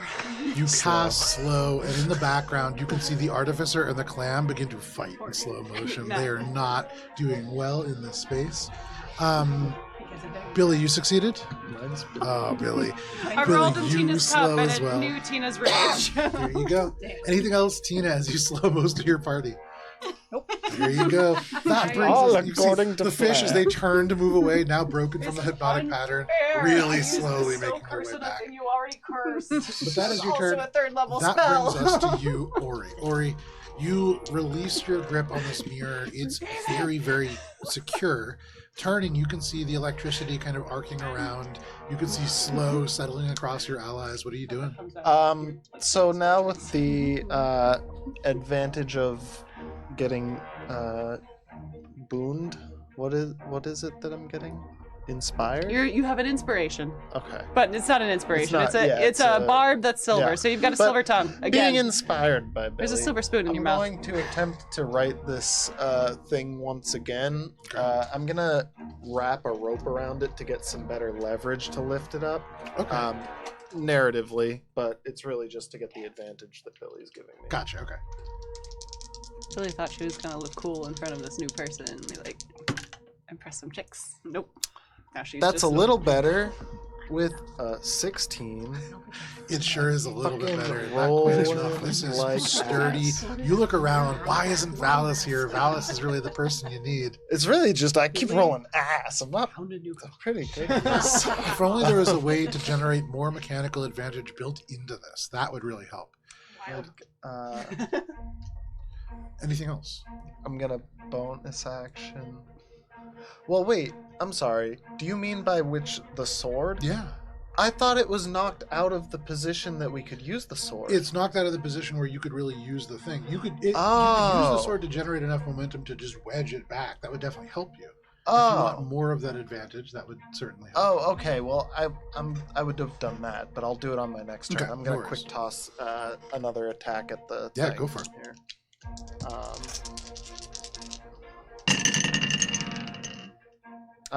28 That is a hit. sneak attack. Yeah.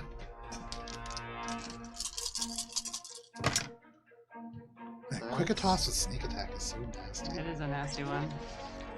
It's nasty. My little rose is silly. We're 26 magical piercing. 26 magical piercing. This creature is rough. Still up, but Ori, as you throw this quick toss dagger, it pierces straight through part of the chest of this creature. It bursts out. Minka, if you had been slowed, you wouldn't be able to dodge this. It goes straight past you through this creature. It's in rough shape. The electricity for just a moment dies out and then resumes. Anything else, Ori? That's it. All right. That brings us to the artificers, slowed as they are. I live to make your life difficult, Joe. Yes. So interestingly, they're hasted as well. So does that just mean they're Net flat? neutral. How No. does that So work? They The math on this movement it has means been that wild. cognitively they are experiencing haste, but rules is written for slow. It isn't that like you lose your action. It's you can only take a action or bonus action, not both. So he can't take both of his actions. His speed is affected by both, and so he's able to move his normal speed. That doesn't help him a ton. He's gotta have like a really weird experience right now. It's What you like get for choosing butterflies. taking like 5 shots and then As an drinking action. 2 cups of coffee. This sucks for him, but as an action, he is going to cast at 4th level Dispel Magic. Damn. He loses haste, and slow goes away. But See, be mad at he him. cannot be slowed. He can do 2 effects And he will go with over 1 there. dispel. Yeah, he can do area Dispel Magic. That's pretty dope. He's pretty dope. have anything to do with At first, it was just However, battlefield as banter he with makes the no butterfly thing. attacks, Now good. the butterflies behind him just vanish, just dissipating into the water, and he loses the potential anarchy of butterflies.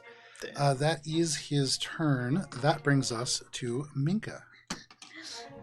So Minka's going to yell out of the water to Cheshire, "I'm sorry!" And she's going to also burn a 4th level spell slide to cast freedom of movement on herself to escape the eel.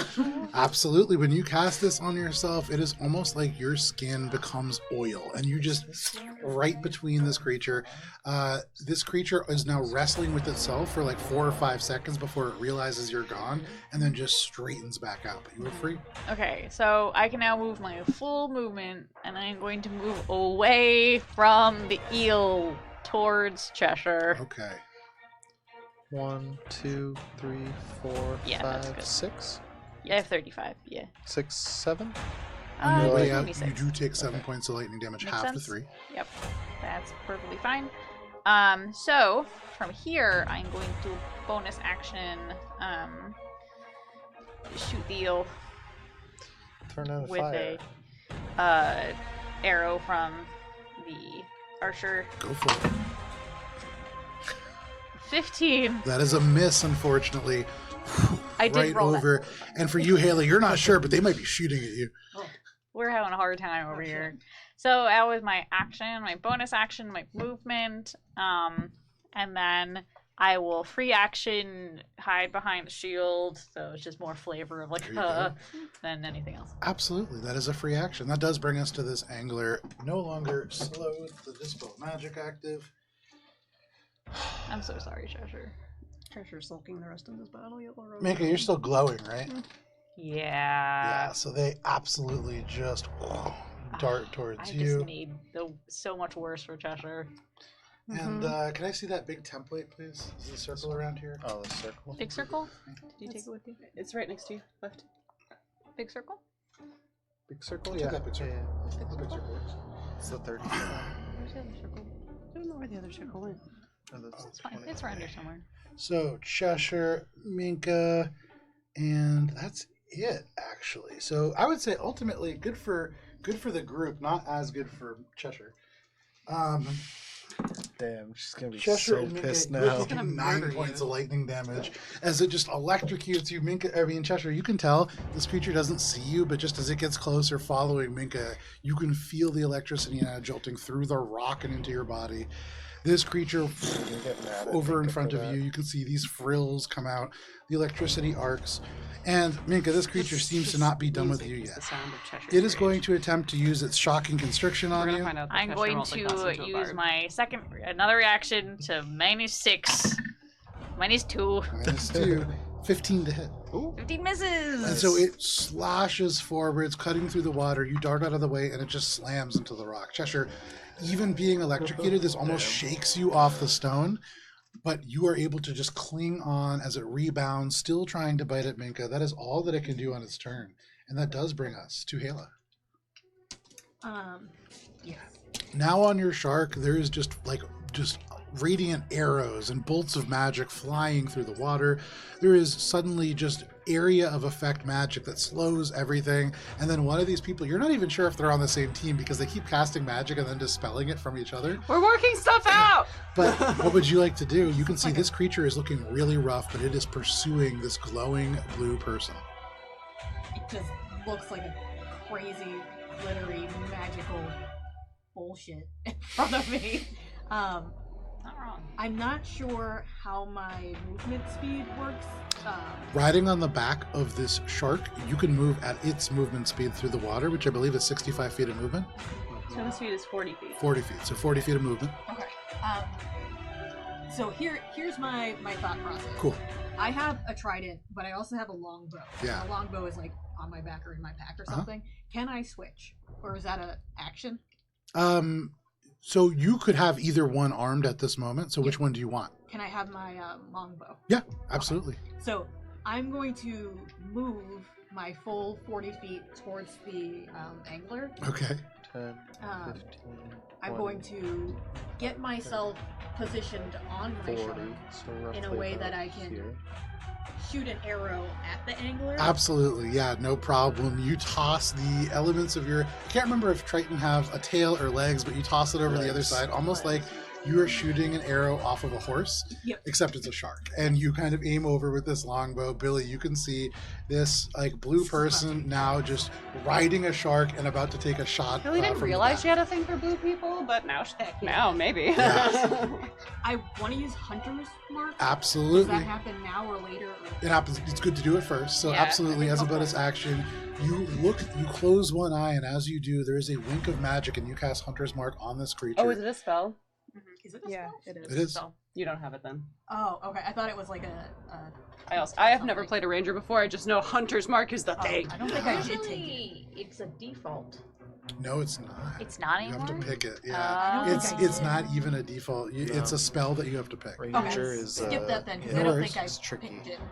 Okay. Yeah. Okay, never mind. So Yeah, they fucked with it again, and Yeah. they're like, yeah, it's better. It's worse. just looking for the bow stats. Beastmaster's better, but that's about it. The new one. Beastmaster's the worst. No, but the new one is better than the worst one, but What it's are you still looking for? I was overall looking like for like archer. unsatisfying how much damage or- rangers. Okay, so that'll be under. Got a multi-class So you gotta go ranger. back to your. If it's a longbow, I believe it's a D8. the longbow. Longbow is a D8, I think. And then you Correct. get a +9 to attack, and yeah, it's a D8 +2. All right, so Roll a d20 first to so you have 2 attacks per action, so you can do it twice. I think I only have that with the two-handed weapon. No, Nope, that's a for a that's ranger, feature. you get 2. Oh. Yeah. So you can do Okay. it twice with the longbow. Okay, so D20 first. God damn That's not a it! D20. And also, is it That's not? a D12. Oh, Also, for what it's ha-ha. worth, you are flanking with Minka, and so you are rolling at advantage. Here, Roll here, 2 D20. Here, 2 of Take the these. higher of the 2. That's much better. Oh, You that's got- a 19 and a 20. That's a natural 20. Natural 20, that is absolutely a hit. That's a critical hit. So, So roll damage. 1d8. So 8 looks like this guy. we're just gonna throw dice at you, 2. and then multiply by 2. 4 Mm-hmm. plus 9 plus 3. plus 3. Yeah, then +9 is for your hitting. So So 7? 7? 7 points of piercing, and then you can roll again for your second attack. And you double the damage on the dice? Okay, so It was- piercing. And 2 on the die. Gotcha, gotcha. Yeah, go for it. So I roll damage one more time? Nope. No, you roll now to you roll hit your again. attack to see if you hit. Again. D20. The 2d20. Just, yes, Yes. because you're flanking. Just one. Nope, both. Alright. Not as Oh. good, but it's +9. 19. 19 is a hit. Dirty 20 actually, because it's an 11. So, Plus still a hit. Oh, plus 9. Sorry. 20, that is a hit. Okay. Roll damage again. Choose your weapon. Well, I'm so sorry. fucking Christ. I One. think that's 7 again. 7 No, it's again. 5 because it's not a crit. Yeah. Ooh, there you go. Okay, so So for a natural 12. 20, you get to double the dice number. as Oh, you that's what I fly did. across on this the back of the shark, you're not used to shooting arrows off the back of a shark. It's a little bit of a different experience. You hit both times, which is amazing, but doesn't quite sink in. It's a little bit of an angle. Doesn't look Billy's as- in love. Oh, for sure.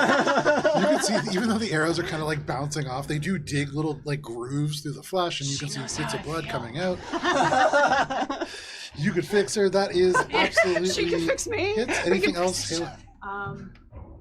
I'm not quite in range, Codependency. right? So my shark can't do anything. Correct. Okay, so then yes, I think No I problem. That is your turn. That brings us to the clams. This clam is going to again take 2 attacks Give 'em the against this. Oh clams. no, only 1 attack because it's slowed. That will be a hit. It is not right. He's no longer slowed because he played himself. Double the damage.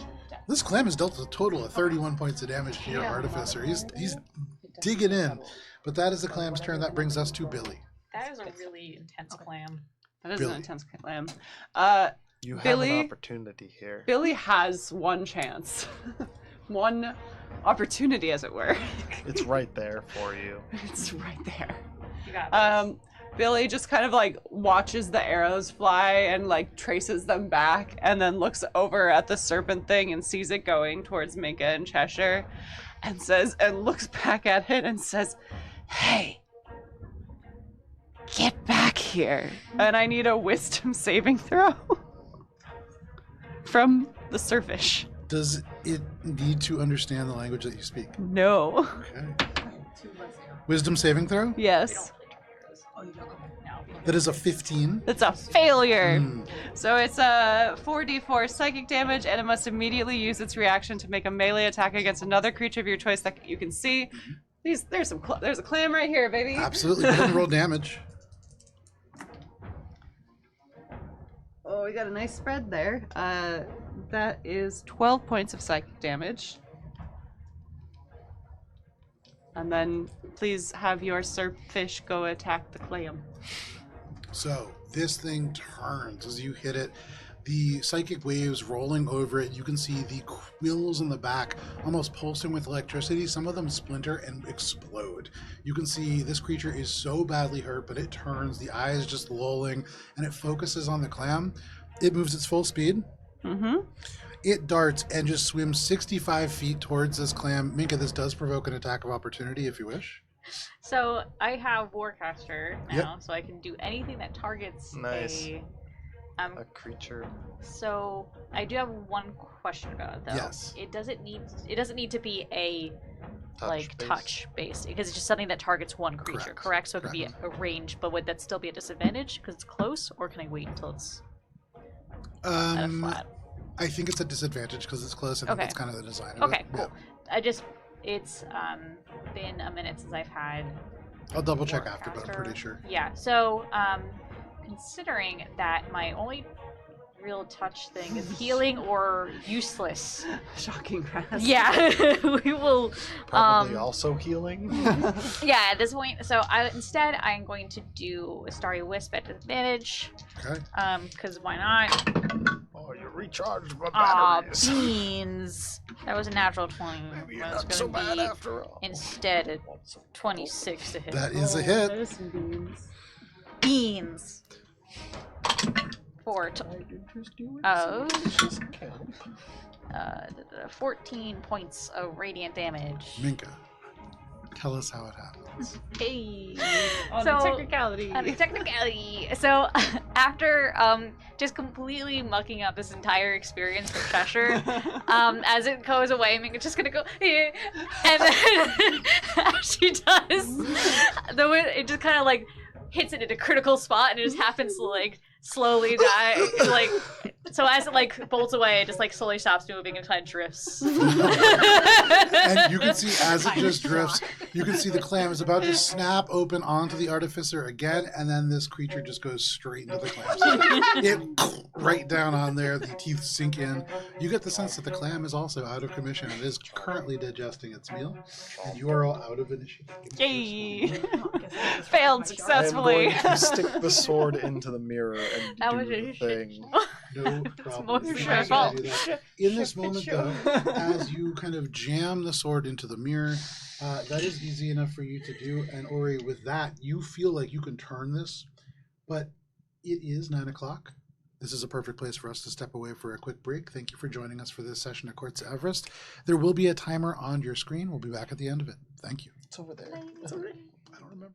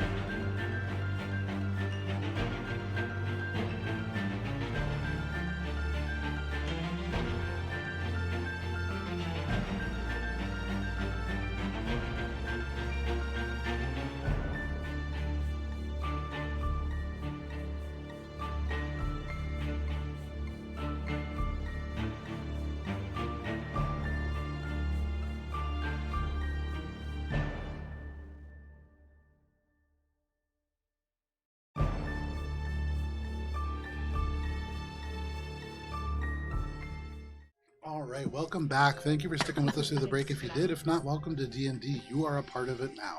Sorry. Surprise! You did it. Not sorry.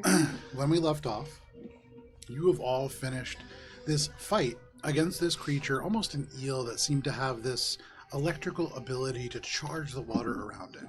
And it seemed to attract wildlife to it, but with it vanquished, the fish scatter off into the various parts and recesses of the kelpy sort of canyon that you find yourself in. There is a new member of your party who now rides a shark across the open water here. Two new members, I guess, technically.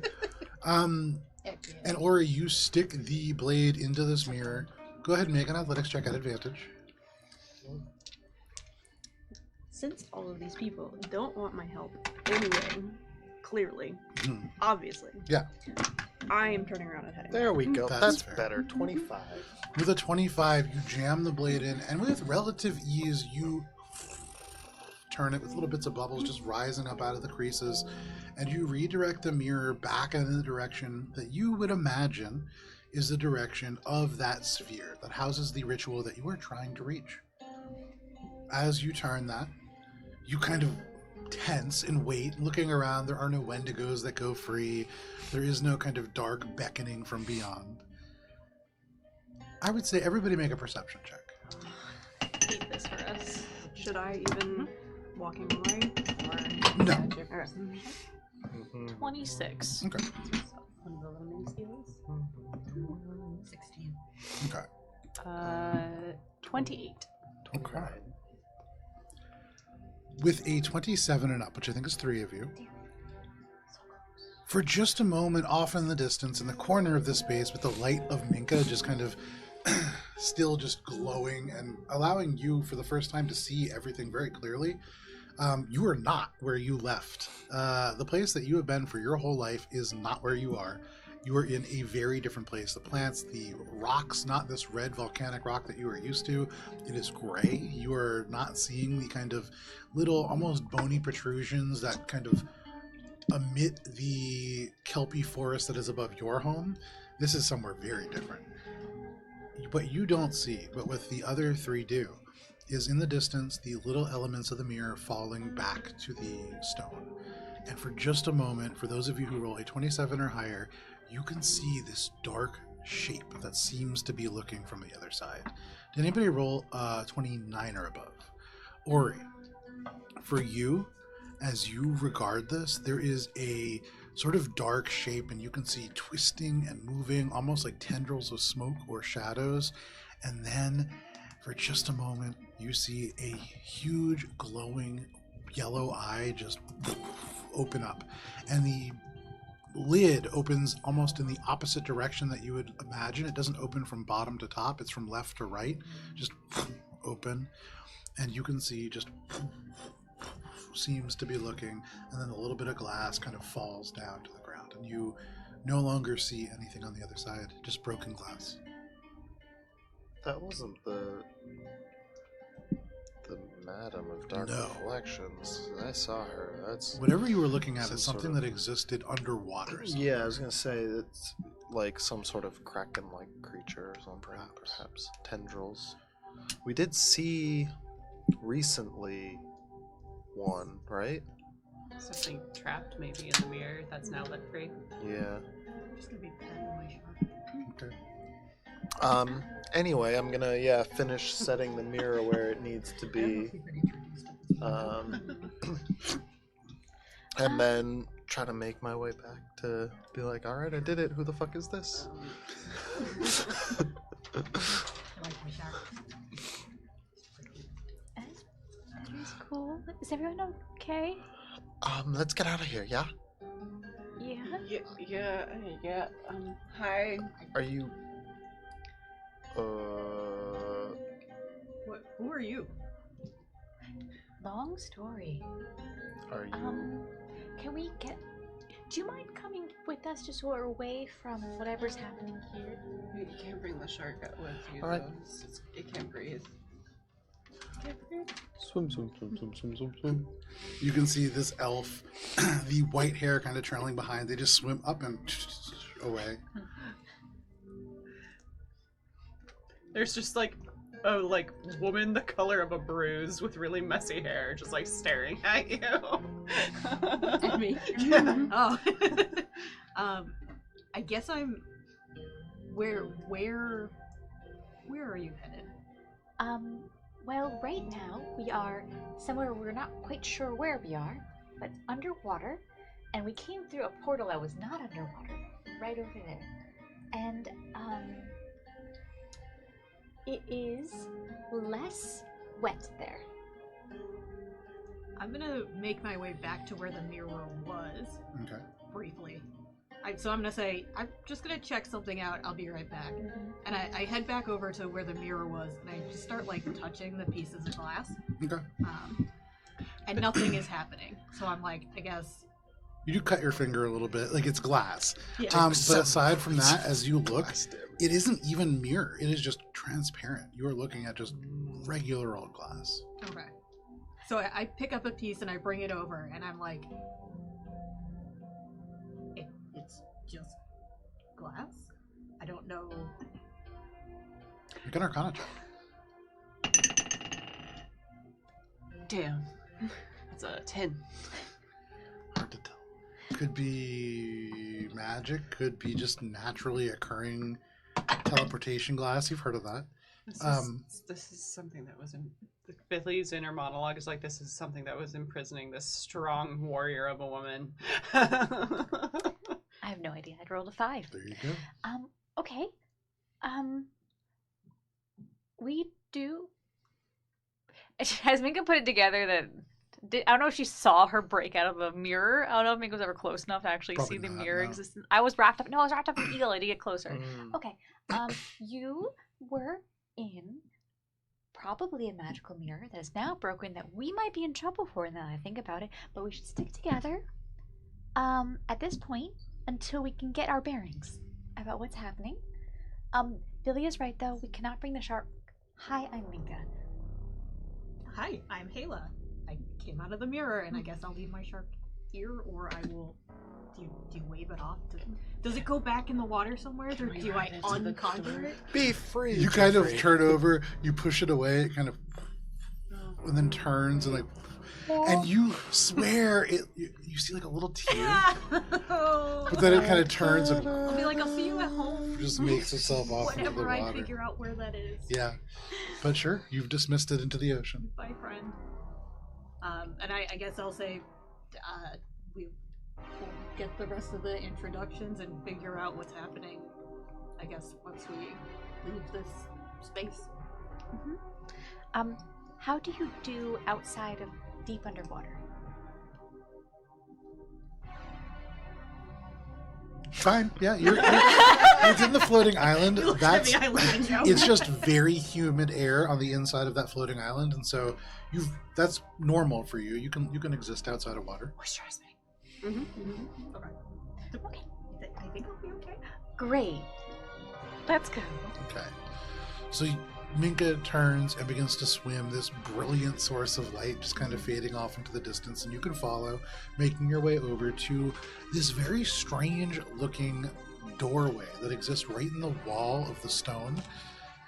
On the other side, it looks just like on the inside of your island, in that there is no water, it is just air. And there is just gray bricks and kind of rigid stone structures that makes a long, long hallway that goes to a place where there is bright light shining from within. And if you want, you can step beyond this edge of water and into this dry land. It's cooler if you do. It's like 70 degrees there. It is, it's warmer in there. It's drier than any space that you've been in your life. It's probably only about 50% humidity, which is incredibly, like, your skin feels like it begins to almost, like, chafe a little bit in the air, but you are on the other side. Yeah. Thanks. So can you turn the music down a Oh, little yeah, bit? sorry. And then Billy would, as we're leaving, taking up the rear, would probably just do like a visual sweep and make sure all of the wandering hearts are not wandering. Make a perception check. It works well if you just drop it. It bounces. That is a dirty 30. With the dirty 30, you look around and you even see Cheshire on the other side, like back in the regular building. You can see Valis, you see Alina, you do a full head count. You even see Rez. They have like little bits of kelp wrapped around them, so their invisibility not working great. They're all there. Ming's gonna look and be like, is the artificer and Ori's sister back with us as well? There as well. Okay, dope. Okay, now that we're all here, I'm so sorry, Cheshire. That was my fault. Can we deal with it after? We have more to do. Cheshire did the whole thing and we fucked with it. How many things do we have left to do? Was anyone counting? Well, you did 2 before I caught up to you, right? Yes. So this would be the 3rd, right? The 4th? 4th. 4th. So then 2 more, right? I think so.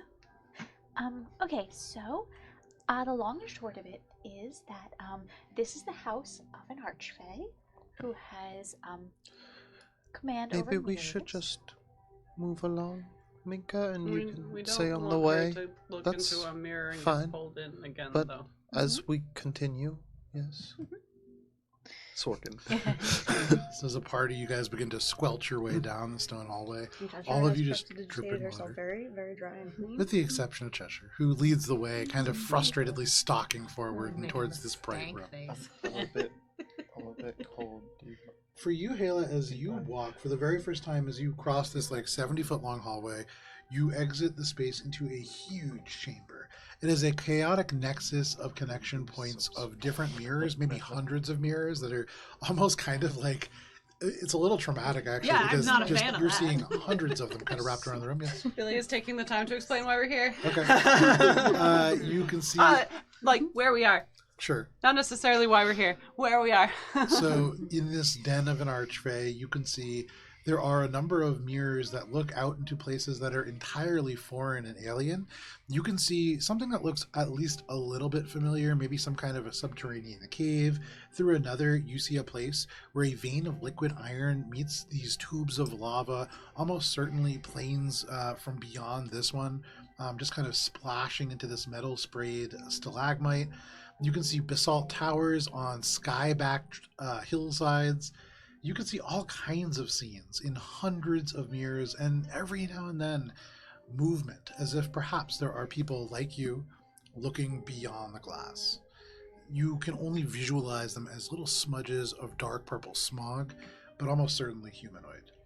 And make a perception check, Hala.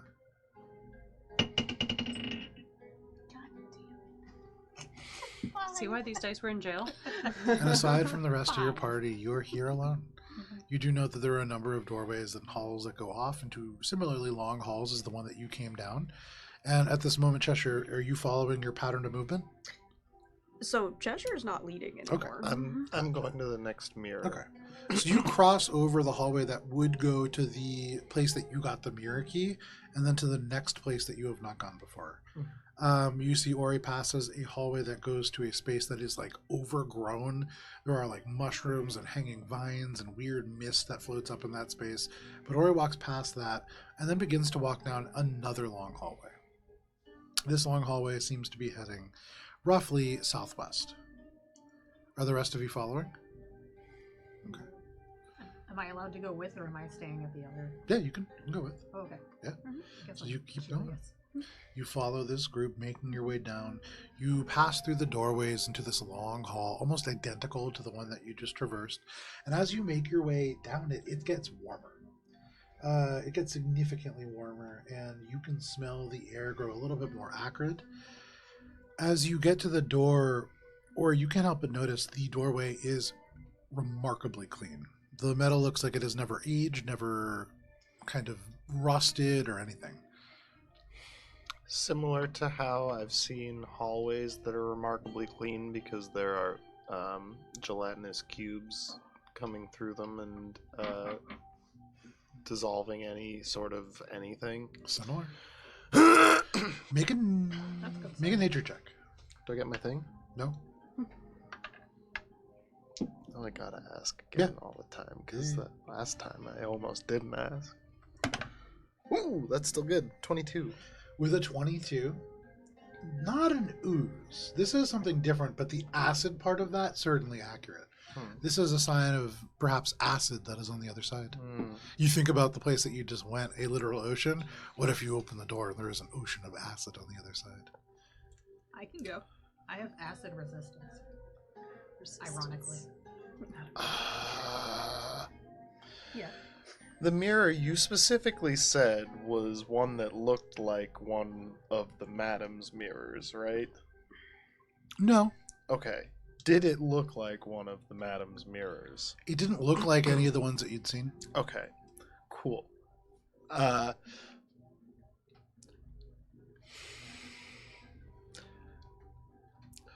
Where are you from? If you don't mind my asking. So Ori gets to the door and then just wheels around and narrows his eyes at you. Just saying. It's rude, Ori. You can't just ask people where they're from. Well, forgive me, but if we're going to entrust someone... Hyacinth is the name of the town. Is that an area that I'm familiar with? Are you saying that out loud? Yes. Make a history check. Do I get anything? No? He's gonna ask every time I now. know. 16. 16. You've never heard of that place before. You've heard of maybe like a flower like that, but never a place. That's a hyacinth, but... What is the last thing that you remember before entering the mirror that you found yourself in? I was at home, and I picked up a piece of what looked like shiny glass, and then I wasn't there anymore. And then it was just all black. You're so dumb, Ori. Well, what do you know? Well, clearly she broke herself out. Somebody trapped in the madam's mirrors couldn't break themselves out. Right, well, I'm just saying that if it was the madam that she had crossed and she were in a mirror that the madam had put her in, then I would not want to associate with this You're person. thinking But too now, much. I don't You're really thinking care. Too much. The other thing that I'm more concerned Silence. with... Suddenly... I For can't hear all you. of you, because of the so it's a 10-foot wide hallway. This is a 20-foot sphere of silence. All of you are thrust into just deafening silence. Looking at each other. You can see, the mouths are moving. You can see Ori gets more and more animated, but no sound comes. You're kind of go, but you don't hear yourself, and you realize you are in this spell of silence. I guess I just sit down. Okay. I'm just like, I will hold it the entire 10 minutes if nobody No does problem. anything. The minutes begin to tick by. I guess Billy's just short Before resting. going into the acid room, Sure. I want to check out the other one that we haven't gone I into, bust out my Okay. playing cards. just to see what the door is seeming like. So as everybody else begins a short rest in silence, or you backtrack. Kind of Oh, making sorry, your way. I thought it was like right near it. Never No. mind. Okay. You would to the only remaining door. You'd have to go all the way back to that main room with all the and mirrors, then down. and the then to next- the one that is northwest. Okay. But are you short resting? Are we short resting? I don't need one. I'm just gonna. I mean, I can't hear you. I'm gonna open the door and look off to the side so that if it does flush out acid, it doesn't come on to me. Brilliant. That's how it works. You see Ori about to open the door, and then you see Ori wait, and then just go, and they step off to the side and open the door. Everybody kind of move like pantomimes to dive, but there is no wall of acid that comes waving out. You see a chamber. It is a circular hallway almost that is 10 feet wide, like the one that you are in, 10 feet tall, and it just loops around to the left and off to the right, like a huge ring almost. You see that there are grooves in the wall, 3 sets, and they kind of cross over and intersect each other. Places where perhaps something can be slid, though in this moment from where you are currently, you cannot see any levers or things of that nature. It looks almost like not that any of you would know this, but almost like a car's transmission. Just in a circle or a kind of ring around the space. In the center of this space, there is a stone wall that is like a cylinder rising up. Perhaps there is a room inside, hard to tell. I would say, Ori, what is your passive perception? 28. On the floor, there are 5 by 5 foot tiles. Most of them are stone. There are some that seem to be perhaps stone plates. Flush with the floor, they are designed to look almost identical. Very hard to see. And if you were to dash through, almost impossible to differentiate. Hard to tell what they do, but you see that there is some kind of a trap within the space. So, seeing the grooves in the wall and seeing Ori gesturing wildly, Mika's going to think of the 2 separate times we've encountered moving walls. Yeah. And look at it and be like, does she think that the walls can move, or is it something in the room that moves along the walls? Make a insight check. Insight the room. And really, this is you looking at this from the perspective of somebody who's helped other people design and build things, and just kind of like, why is this the way that it is? Okay. What's up the number on this? I found that rolled well. Insight. 29. No. Brain. 19. 19. Very different. No, I lied again. I'm so sorry. I'm really bad at math today. It's 21 because I rolled a 16 as +5. Yes, that is 21. Brain not doing so hot. Final answer? Correct. Okay. Locking in that 21. You look, and at first, with these stone kind of grooves, it's hard to tell, but then you realize there is something else. Mm-hmm. Very thin. There are almost these strips of metal that have been laid across the edges of these grooves, probably to reinforce them. There is probably something that is designed to slide along them. The wall itself does not move. Okay. I'm going to be like...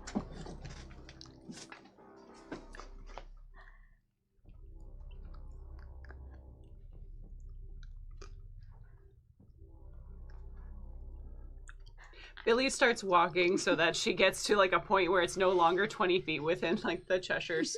Are you going into the room or back onto the hall? Billy's gonna go into the room. No, I would stop her. She's just gonna keep walking. No, I would physically... Make competing athletics checks then. Man, I don't have to design traps or anything. 14. 14. 15.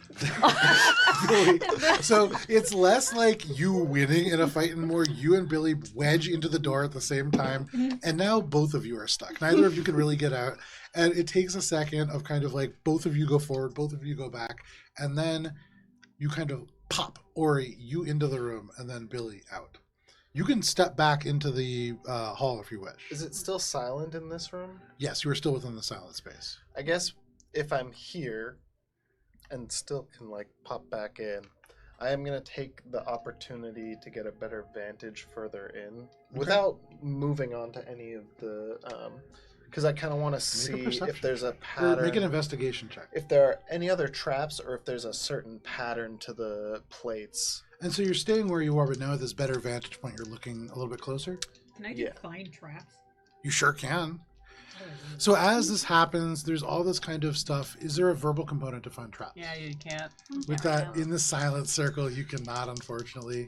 You try to. No magic is coming out of your mouth at this moment. If you stepped about 10 feet into this room, you could then cast spells, though. But if there is a trap, right, I don't know you will have found it. What's happening? Perception or investigation? Investigation. Okay. That's a 16.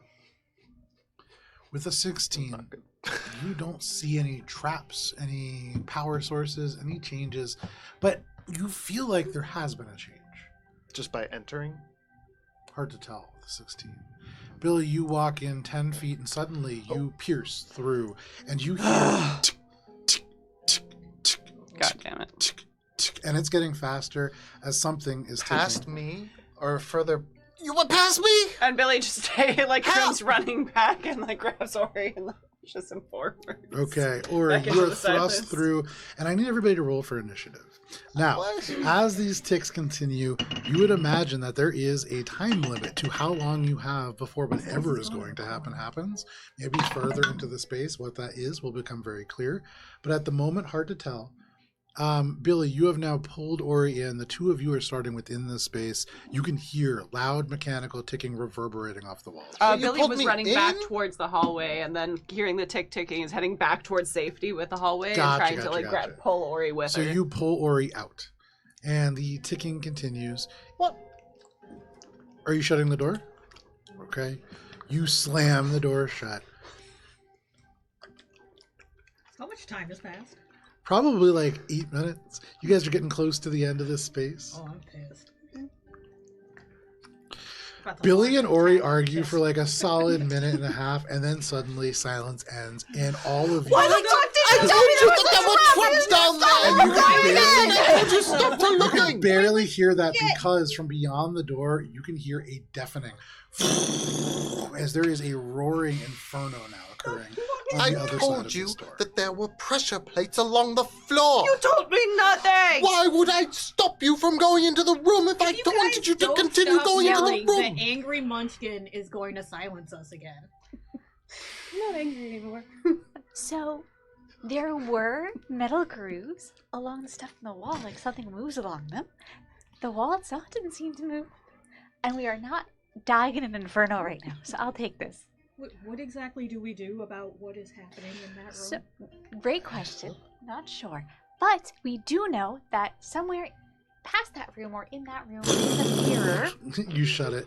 It is, when you opened it, you imagine you were looking, if you shrunk yourself down and put yourself into the inside of your like gas burner, you are looking at a burner, but it is not gas.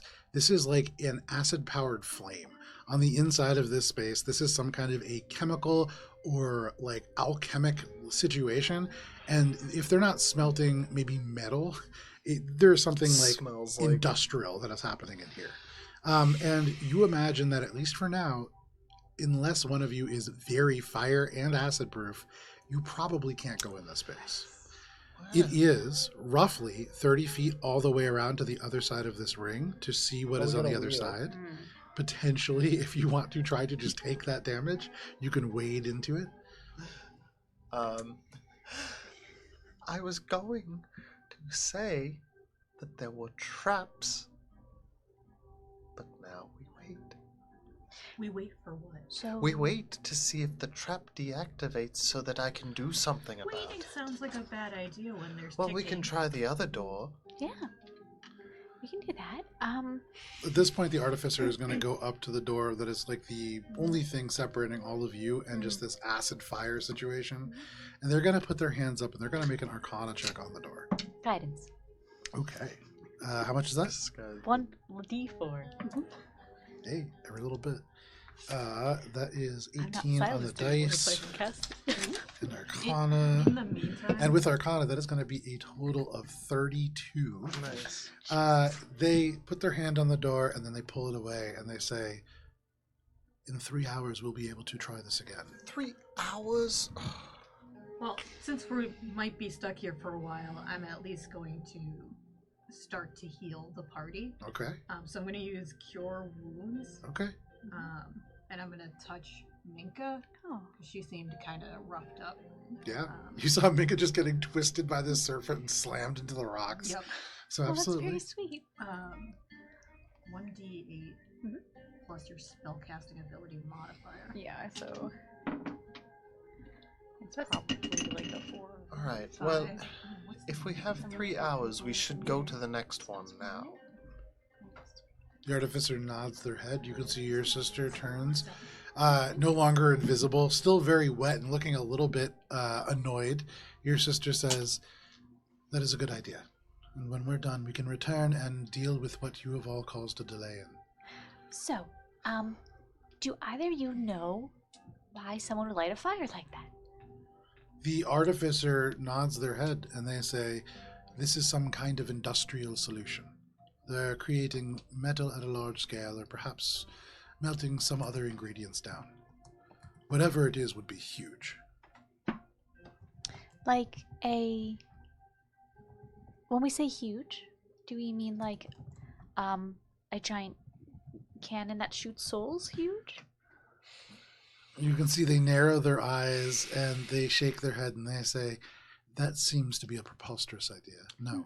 We've been near Levistus. It's not impossible. Perhaps 60 feet across. 60. I'm imagining a cauldron. Or a Okay. crucible. Why in here? It's So- not here. It's probably somewhere else. When you go through the mirrors. The artificer nods and says, why any of this? This is chaotic. What side is this door on? Which, as far as planar, do we know? North? Or is this the northeast one? And then the next one is the So the one that northwest? you You've been just going tried to go clockwise? through and then had to retreat from is the one that is southwest. Okay. The so only then one we're that you going have not gone through is the northwest. northwest one. Okay, so Okay. yeah, we're going So- counterclockwise then. Okay. Yeah, so the southwest one, so that would be towards the Or I guess Feywild? clockwise. Yeah. Is that the Feywild side? So as you walk over here, your party kind of turns and makes their way back along this hall. Hela, you exit through this space that has all the mirrors and you look out to the door that passes on your left. And off and to your left, you see a beautiful forest. This forest has towering trees, huge oaks with sprawling arms. You see tiny little chipmunks kind of moving around at the base of the tree. You've never seen creatures like this before. They do look like fish, but without fins. They just have these weird little stumpy arms and these big bushy tails and these long ears that seem to go back almost to like their back haunches. What is this? These are like tiny, fey awesome thing? squirrels. You can see all kinds of little animals. There's glowing light crystals that have this kind of bioluminescence just pulsing from within. This is one of the most beautiful places that you've ever seen. You can smell summer air just sweetly rolling through, and there is a forever twilight sky that is the Feywild kind of beyond. It What is am I just doing with my beautiful. life? You watch a green paladin just have a sidebar with one of the chipmunks. He just turns and goes, 1 minute. Squeakity squeak. He just goes over and goes, hello. And just starts talking to the chipmunk. I need to be doing that, whatever that is.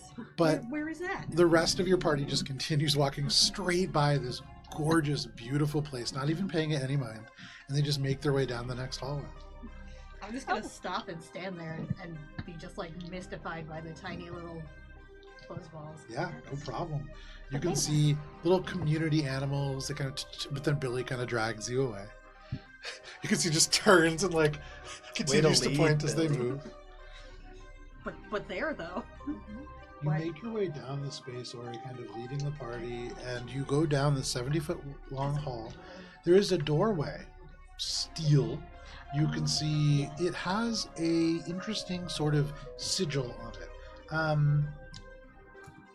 It is identical in all directions, like a multifaceted arrow just spreading away from a central point.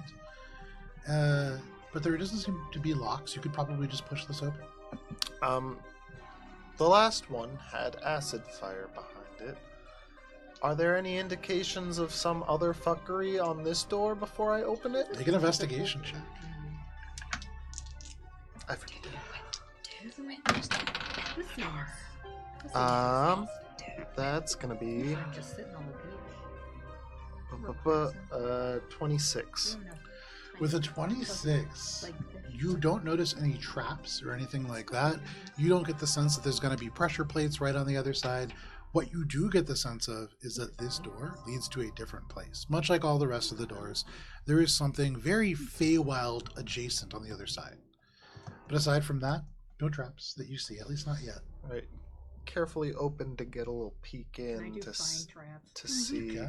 what plane we're going into for this one. So, you kind of push these doors open, and they swing wide to a 10-foot wide hallway in front of you. You cast Detect Traps, and so for that, can you roll a D100, please? Oh. As the doors swing open, The cracks open. as the door cracks open, Sable is choosing Wait, I what got you see. What? The other half? What? Yeah. There we go. So that's single digits, tens. Yes, 61. 61. Okay.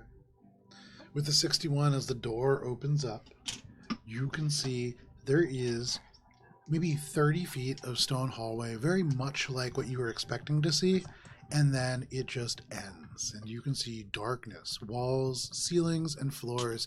The stone cracks and gives away, and it's like it drops endlessly below. And then from where you are, you can hear this of air just blow by, and it echoes off this endless space. This feels dark. This feels like a endless chasm that just lies between you. And then, really squinting, what is your dark vision?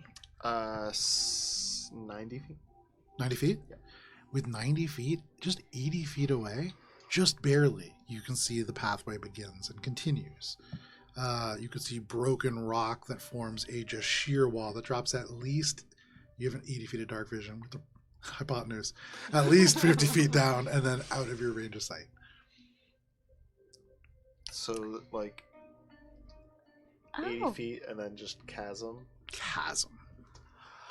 He's just leaning up against the wall right now. No, eye for detail. I would like to spot any hidden objects or clues. Make an investigation check. As you cast Detect Trap, you do not see a single one. I'm looking for the mirror space to be seems specific. relatively safe, almost bizarrely so, considering this huge chasm. But I suppose more of like a natural issue, not a trap. Maybe that's why it's not pinging. That is a 24. With a 24, just barely. There's something off about this. You edge a little closer, 5 feet, 10 feet. Are you telling them that there's no traps that you sense? No. Okay. You go really slow because you don't know what's here. It could be unsafe. There could be traps. You didn't see any. You edge 5 feet in. Nothing happens. You edge 10 feet in right to the edge of this precipice, and you don't feel any wind, but you hear. Should be blowing straight across your face. And you realize this is probably a DC 20 illusion that you are now seeing just barely through. And with a 24, you see just barely shimmering along this endless chasm. There is a floor directly in front of you, 10 feet wide, just a hallway. And in the middle of it, maybe 20 feet more in, a tiny little mushroom. You can see has a tiny little hole on the top, and there is just these steady little stream, almost like a humidifier of spores that are just coming out. And you imagine you are looking and are subject to an illusion that it is creating. There's a mushroom making this chasm. It's not real. It's just 20 feet over Like there. in the forest. Like in the... No, Yeah. it's just in the room over No, there. no, no. I mean, like in the candlestick forest. Oh, kind of. It's like, it's... Does it look similar to the kind of mushrooms that we saw? No, this is really weird looking. 'cause It's like maybe 6 inches tall, maybe like the big cap of it like 6 inches wide, but really like it looks. Could it be a creature? Because we've It seen could. myconids. it would be very small for a Okay, creature. okay, How so- did you describe the mushroom? Yeah, it'd be like, it's kind of like... Make a nature check. It's emanating spores, and I think the spores Yeah, are make a making nature the illusion. With a natural 20 and a nature check, and Billy, maybe you. And I'm do this as describing well. it really well. It's like 6 inches of pure What Ori is describing is very distinct. spores. Describing everywhere. the blue kind of cap, kind of transcending into the stem. There's no flutes to the bottom. It's like almost bizarrely like frumpy looking. This isn't a fungus. This is something called a fungus. Fauxngus.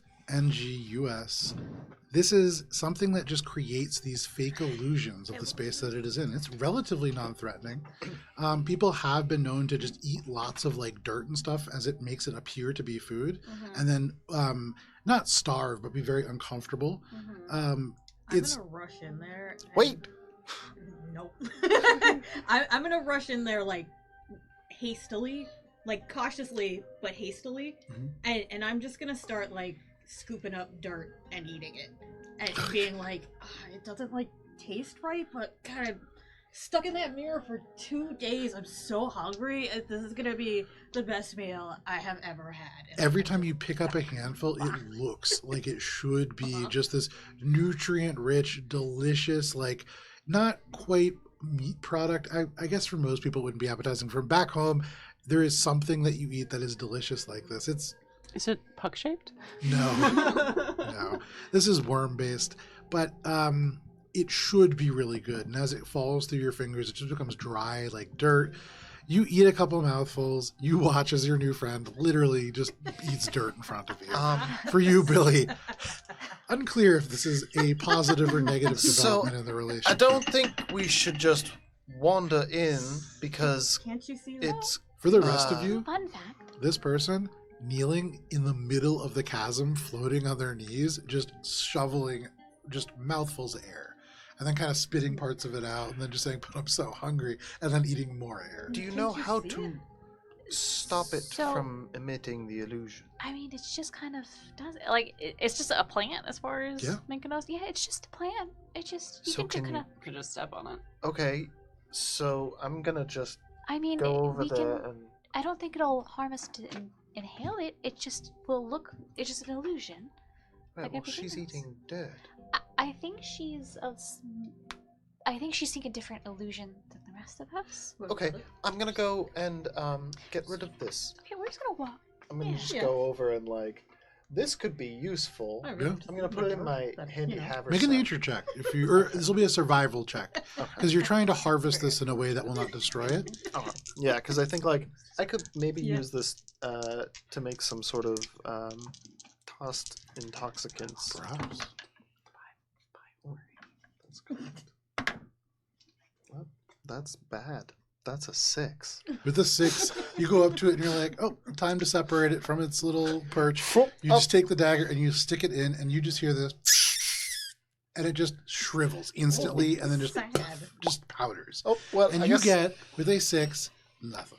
Oh well, I It guess I. just drips through your hands. But for all of you, suddenly there's just a hallway in front of you. Well, Where did I the guess we food got that. go? Would you like some rations? Do you have food? He's Um, gonna just like take some rations out of playing her off pocket. the where shame did of the not food I being just able to had? harvest What was that, that? I'm What gonna do you mean? continue. It was an illusion. What's down this hall and where's this mirror? You can see there is straight ahead, Sure. about 30 more feet, a hallway Oh, that goes sure. left and a hallway that goes right. T It's not intersection. real. But you can Left or right? Thank you. This is for Matt. Well, I don't know. Oh, that's good. I give some pocket rations. Okay. You just pull some stuff. It's just like shards of potato just out of Minka's pocket, but no problem. Billy Kayla is is so hungry that she just kind of Those like potatoes are shoves real it into her old. face. Minka's like, "Oh, wait," Probably and like pulls a nightshade. sparking stone out of your hand. He's like, "No, here's some potato." Oh no, wait, that's also a rock. There's a lot of rocks mixed into the stuff in Minka's pocket, Listen, I just actually. ate dirt. I don't care. But Billy walks up to Ori as Ori says left or right. It's like, does it make a difference? I mean, of course it makes a difference. One way might go to Well, something since you yelled at me terrible, for one choosing way a might- direction last time, which Well, one do but, you want? Because at least I was trying to warn you about a trap that Good, you which set one do you off, and want? now we have to wait for 3 hours. Which way do you want? The angry Um, munchkin is Any indication? Still here. Looking left. I'm gonna go Anybody up else to the concerned? T intersection. You walk and up to the see T intersection. If there's like anything. you look left and you look right. The one to the left moves 30 feet and then moves 90 degrees to the right. You lose sight. The one off to your right goes straight so far that you cannot see at least 90 feet, much further, because with the light that is shed by Minka, you should be able to see plenty far if there is a turn. Must be at least 100 feet away. Cheshire goes to the left. I Wait, am currently Cheshire just turns acting and as begins to Lily. walk to the left. We're going left. Okay. Alright. Most of the party turns. Did you point to the right? Um, I'm keeping No, I turned around. track and of pointed. the directions we're going.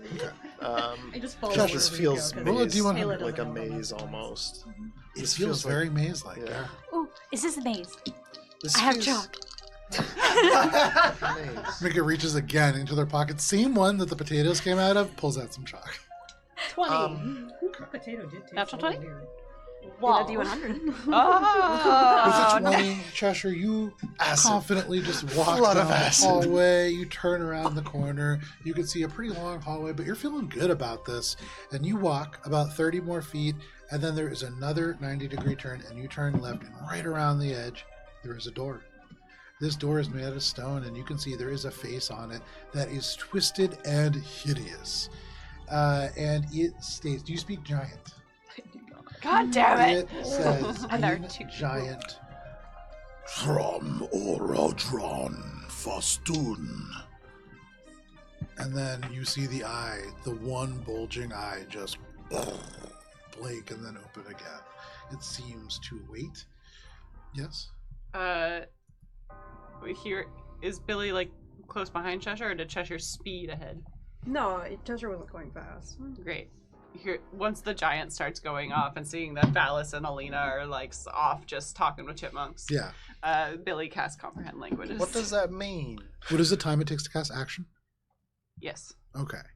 So, as the echoes of that giant dies down and then the next sentence begins, Cheshire, you just hear Vos Bo Socrat.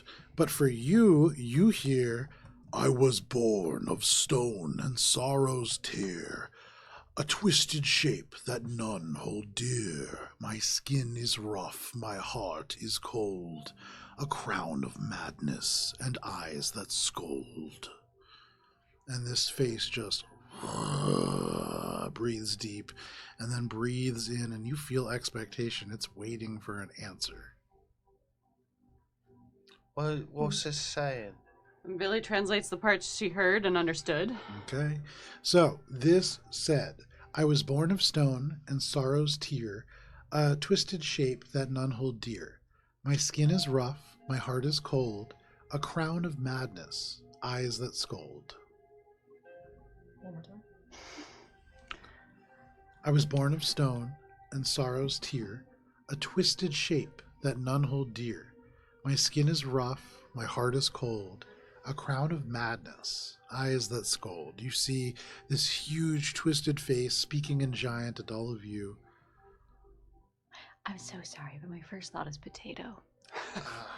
My first thought was beholder, so it's not too far. I thought about Made of gargoyles. stone and sorrow's tear. Does that have anything to do with, like, made of stone makes Ori think of stone giants? If this is giant that the riddle is in. So does it have to do with the ordning, and then what would be the natural enemies of giants are dragons? Make a history check. You think about this, and you think about this being spoken in giant, and this huge, twisted, ugly face that you're looking at. It's giant-like, but there's something not quite giant about it. History? Yeah. 21.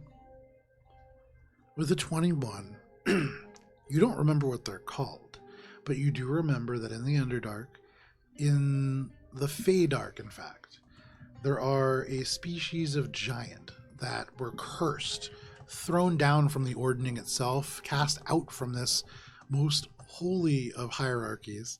And these creatures, they're twisted, they're constantly just enraged, their hearts are cold, their skin almost turns to stone. They're not stone giants. Oh, what was it?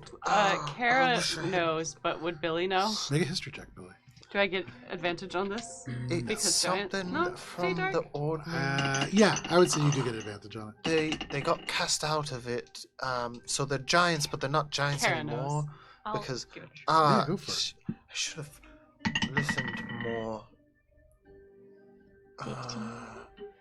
Something like 15? You don't remember the exact name. You don't really remember. Like, what Hori's saying sounds kind of right.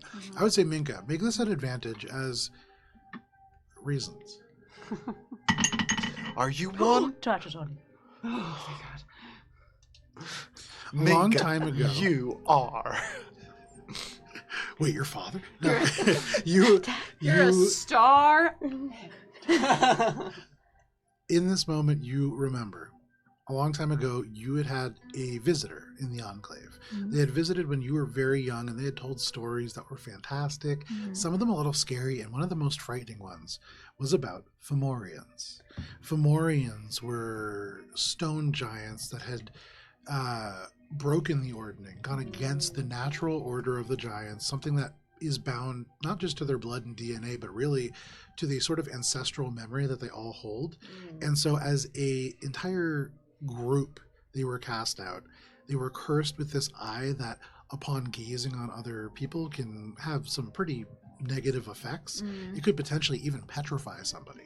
And looking too long into that eye can cause madness itself. They're also massively powerful creatures. They're giants. And they're known for tearing people straight in half. Ooh, Fomorian! Don't look in the eye anymore. You can see the eye blinks, and you can hear Vador, and the door cracks and then crumbles down. You see this stone Fomorian just falls into bits, the design just destroyed, and the hallways kind of open beyond. Yeah. Player knowledge Good job, versus Minka. character I knowledge. know, yeah, it's a tough one. Sucks. Oh, trust me. Yeah. Do you remember playing D&D trivia against me? It's tough. Okay. So, if we ever see one of those in real life, don't look at it. Okay, I'm gonna keep marking the wall with chalk on the left. It, and we've already looked at it. Don't think too hard. Who is leading the way? I would- follow the sparkly I would- lady. Okay. I guess I'm going first because I have chalk in my hand. Yep, and I'm Minka marking roll so a far D. she's I would been the be best one. very close behind Okay. keeping eyes out. 10-foot wide hallways. You guys are all Scooby-Dooing it down this place. Cheshire, not Cheshire. I'm Millie like follows the over rear. Minka's shoulder. This is either Okay. good or bad. 92. 92. Sorry, There's I a got 20 Fomorian. There's last time. 92 Fomorians at the end of the hall. With a 92, Minka, Uh-huh. you lead your party. You go down the straight hallway. You go past, kind of stepping over the crumbling bits of stone. You can see little bits of like halls going off to the left and right, but you feel really confident in going straight. Every time that you see turns, there's always for you an additional option. You can always just continue walking straight, and you do so. Minka, make an insight check as you mark off your first success in these stone mazes. I'm still 15. keeping track of where we're going in case we get lost, so that we Make don't an get insight lost. check. Okay. Minka chalks and Ori walks. I love that. 21. You round a corner, or not really rounding a corner, you go straight, and you keep wondering why Minka is going straight. Because off to the left, off to the right, there's all these hallways that kind of twist and honeycomb out. And there's a moment where you swear that you saw something. So as Minka continues, you kind of back off and go, and it's a dead end now. And it wasn't before. And Ori, you get the sense that as you move, so too do these hallways. But as Minka has led you for a pretty good amount straight, you would imagine that you are getting closer to the heart of this place, despite its best efforts. Minka, roll a D100. Follow Minka the is just, shiny lady. like, just kind of like I'm just gonna smiling, doing very little. The rest of you like Minka. detecting magic, like searching on the ground. We had a Minka just choice walking between through. an acid flame Yeah. trap and a maze, and Minka's just like, ooh, party. I'm gonna keep Um, following Minka, but 95. making note of that, trying to keep I'm make leading sure us that we continue head going empty, in the right no direction. thought, just going. Minka clears her head and leads with her on. heart. And Minka, every now and then now, just for fun, you just throw in a left-hand turn. You just start going and like Just going for fine. literally everything. So And Minka, for avant-garde. you, you're fighting against everything that you know. You know really well how to traverse mazes and caverns, and you go against every instinct that you have. You're like, I should just really always stick to the right hand. Well, no, left. You just go left. The chalk mark just kind of skips the wall and like goes over. And Minka, you can mark off another success. They, As like it you- turns into like a loop-de-loop at you one can hear point. It's behind like you, it's there is just the shutting and shifting of stone now, and all of you are now aware of the fact that there's changes happening behind you because Minka is going so fast that this maze is forced to now shut the way behind. You are now outrunning the maze itself through Turned my it. brain off so I could follow the shiny Billy's like lady. pushed up against the person in front of her, just like, go, go, go, go. And you're just like, don't think, don't think, don't think. Minka, roll a D100 one more time. Remember the time we brute forced a door with a bunch of different keys, and now Yeah. apparently we're just gonna brute Aw. force this maze? Dang. Is the, Wheel. It's We have a lower. wheel. It's 59. We have a wheel. I think the wheel was so that Minka could re-roll to get Fomorian. That's true. With the 59, you're just feeling great. You round a corner, you go straight, and then suddenly the light level changes, and you slow up a little bit as you kind of finish rounding it, and you look up, What's going on? and you can see above you there are chandeliers. That's different. The ceiling is much higher, maybe 50 feet up. The space only still 10 feet wide. It's still just a hallway. You can see these chandeliers have candle spikes that are kind of pointed up, and there are candles wedged onto each one of them. Maybe a dozen in total on both of these chandeliers. You can see there is... make a perception check. up amongst the light, there is a black flag that is kind of hanging limp in the center of the chandelier, kind of protruding upwards. Can we all Is it see this? tapestry light? Flag-like. 22? With a 22, as you all round the corner and stop, your momentum, a little bit of wind, kind of carries beyond you and it ruffles this flag, and you can see there is a sort of deformed face with pale eyes set into it. This is some kind of a flag for some kind of an underdark nation or entity, hard to tell. You have just thought about Fomorians, and perhaps this is one of them. But it seems to be a relic from a time long past that is just up amongst this chandelier. Minka, there's something weird about this space. As you kind of rounded it here, you stop. This is different than everything that you've seen, but you do sense that wherever your destination is, it's beyond here. Okay. Bad news, I lost the track I was on. Good news, we're almost there, and there's a weird flag. Wrong. Make a history check, Billy, at advantage.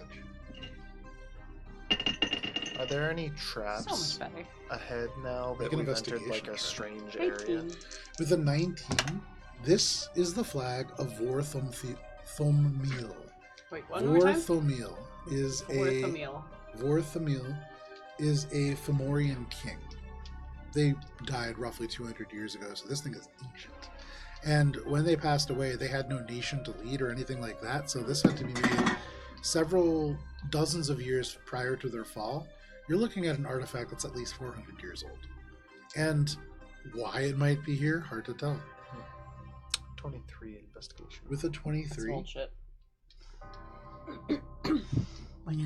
trap is a strong word, but you do note on the ground there are glowing arcane glyphs. They're very hard to see.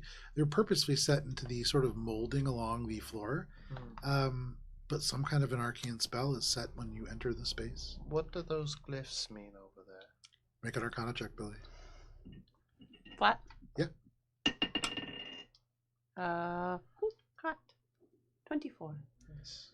With a 24, this is a spell that you have not used specifically, but you've heard of reversed gravity, and you'd imagine should you walk into the center of the space, your party would have been thrust up and into those chandeliers. You'll want to go around that.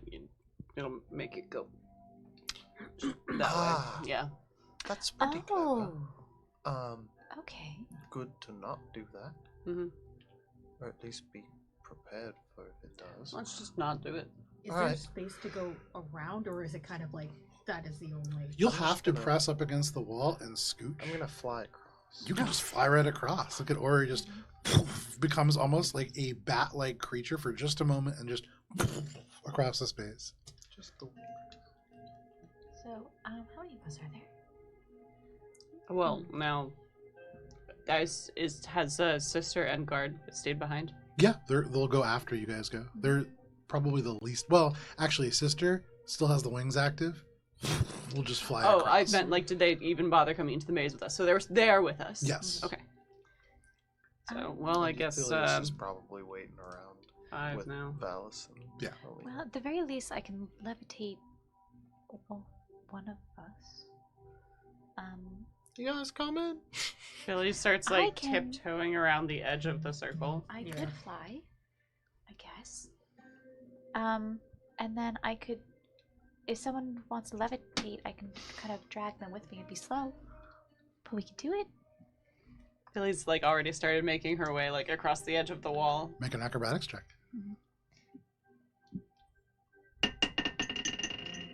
Damn. That's a 12. With a 12, Billy, you make your way across. You watch as Billy goes, makes it like a halfway, doing pretty well, and then Billy, you step and your heel hits an element of the wall and the wall crumbles a little bit and you slide forward. You see your toe just touch the glyph. You see the glyph glow. Ah, fuck. And can you make a dexterity saving throw, please? Damn. Can Oh, you? it's one bad one, one good one. One bad one, one good one. It is a 26. The 26. Okay. You are thrown just 15 feet up, and you are able to corkscrew your body, twisting your core, and you spiral out and are not carried the full distance up. You dodge out of the way of this reverse gravity spell, but you see above you this chandelier slam into the wall. And you imagine you would have just been pinned by these candle spikes, the burning candles, and the chandelier. Tracks. But for the moment, you were okay. As Billy landed on the other side of the circle, is that like... No, you had to go back. Oh, so I'm at the beginning again. Guess you gotta try again. About 6 seconds go by, Don't and you have then Misty this Step? thing just slams back down. You hear the groan of the chains as the chandelier slams, but it just I never do. I'm not swings gonna over all of you. test my luck with that. Can I get some help, Minka? Sure. You guys want me to just go ahead and do it? I'm gonna try one more time. Okay, I'm make an going acrobatics to channel the dragon so I can fly a little bit. Make a dexterity saving throw. Cast levitate on Hala Okay. and kind of hold her hand and kind of just slowly drag her with me.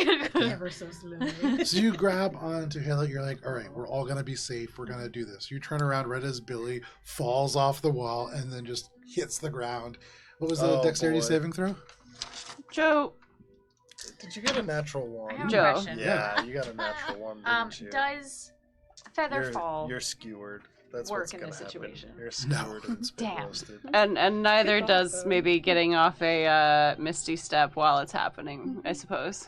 Told you. No, unfortunately. You might wanna be Specifically not on Misty stepping off. nat You one. can Definitely misty not step on a nat one. after. Billy, to unskewer You yourself. take 36 points of piercing damage as you are first just completely skewered on this chandelier, and then as the reverse gravity takes the chandelier, it reverses and you can see the ceiling swim up before you, before the entire chandelier, the candles burning into your back, just slams you into the ceiling, and you can feel the metal and the stone just smash against your body. Ouch. 5 seconds go by, and then can you make a dexterity saving throw, please, as you are just thrown from the chandelier 50 feet down towards the ground. That's a natural 20. And with a natural 20, you land like a cat. Blood just gushes out of you as you land, Your but you take no spleen falls to additional the damage. floor. I'm gonna cast Cure Wounds after seeing Oh. Billy get Ah. totally impaled and dropped. Why did you activate it? I pointed it out. And Billy, Minka, dragging Hala, just kind of floating across the space. Hala turns and looking a little bit pity at you, kind of just cast Cure Wound for 1d8 health. I need a 3d8. Ah, bigger points. Hold You on, know so you have here's Misty Step. Even I know that. here. Silence. Lori, for the third time this game, you have been silenced. You're not even surprised at this point. This is just par for the course. Billy drops it. 22. You feel a lot better Once, physically. once I deliver Hala, I will go back Okay. and then I will cast. I will look at Billy and be like, "Will you allow me to pull you across?" It's a pretty nice ride. It was nice. We And will like smooth. out hold her hands. I'm gonna burn spell slot. It's okay to Misty ask for Step. help. So you go over to Billy and you're like, I can show you the world. I could show you. Yeah, but Billy is having none of it. There's copyright issues with that song. And Billy just Misty Steps across the space. Alright, some meta thing is telling me that this isn't what we're supposed to do. Vika will then turn to anyone who's not imagining cross and be like, "Does anyone Misty else Step right wish next to Ori. I could do this one more time?" Cheshire, what about you? No, it's all burn resources. I fly too. Okay, you just fly straight across, taking off with a quick I like that. levitation. And Rose. All of She's you, fine. some of you with more difficulty than others, make your way across. If you are giving those rides, the artificer will take that last ride across. Yep. Okay. You make your way, no problem. Yeah. So I used. I'll recast levitate and then to transfer the. There you go. On the other end of the hallway, you can see the ceiling drops down along a slope until it is just 10 feet tall again. And there is 30 feet ahead of you, and then a T intersection to the left and to the right. Who is leading? Are You feel as still- if you're drawing very close to the center of this maze. Almost there. Do you I feel lost. better? You were doing okay up until I did well, lose the. Yeah, but really only Billy kind of. mucked that If one. no one else wants to, I'll try again. Billy coughs a little bit directly into Ori's ear and spits blood into him. Nice. God, this is probably deceiving. Okay. Off. A 62. A 62. I'm gonna go with the bright, shiny lady. Minka, not as energetic as you were before. Mhm. You go back at Billy. Billy just got skewered like 3 times. You're like, okay, I should be a little bit more cautious. You take your chalk, you stick to the right. You turn the very first right. You feel another right turn, but you are distracted because just off ahead, there you can go straight or you can go right. Straight ahead, there is a doorway. And you can see this doorway, stone. You see a very familiar looking, ugly stone face that peers outside of it. And even from like 20 feet away, it calls out, Dram oro dram vostun. I have a riddle for you. What's he saying? You cast Comprehend Languages? It lasts an hour. Ah, very nice. It says, you just hear giant. For those of you who It's speak another giant, riddle. you hear, I can break without a sound, lift mountains, shake the ground. I am given, but cannot be bought. In silence, I am often sought. I may build, or I may destroy, and through my hands all things deploy. What am I? Share. So I can break without a sound, lift mountains, shake the ground. I am given, but cannot be bought. In silence, I am often sought. I may build, or I may destroy, and through my hands all things deploy. What am I? A thought? My immediate thought is trust. Yeah, same.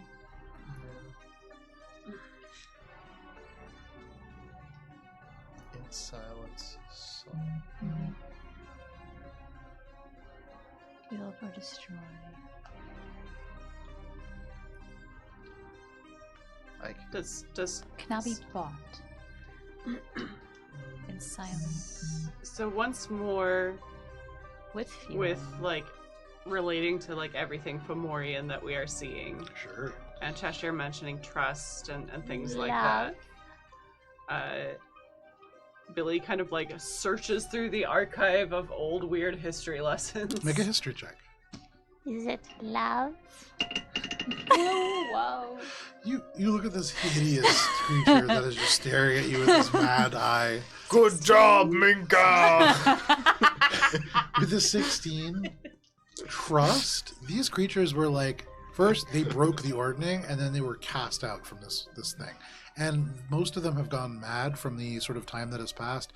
Probably trust or love, not the answer. Is it, can you repeat it one more time? I sure can. I can break without a sound, lift mountains, shake the ground. I am given, but cannot be bought. In silence, I am often sought.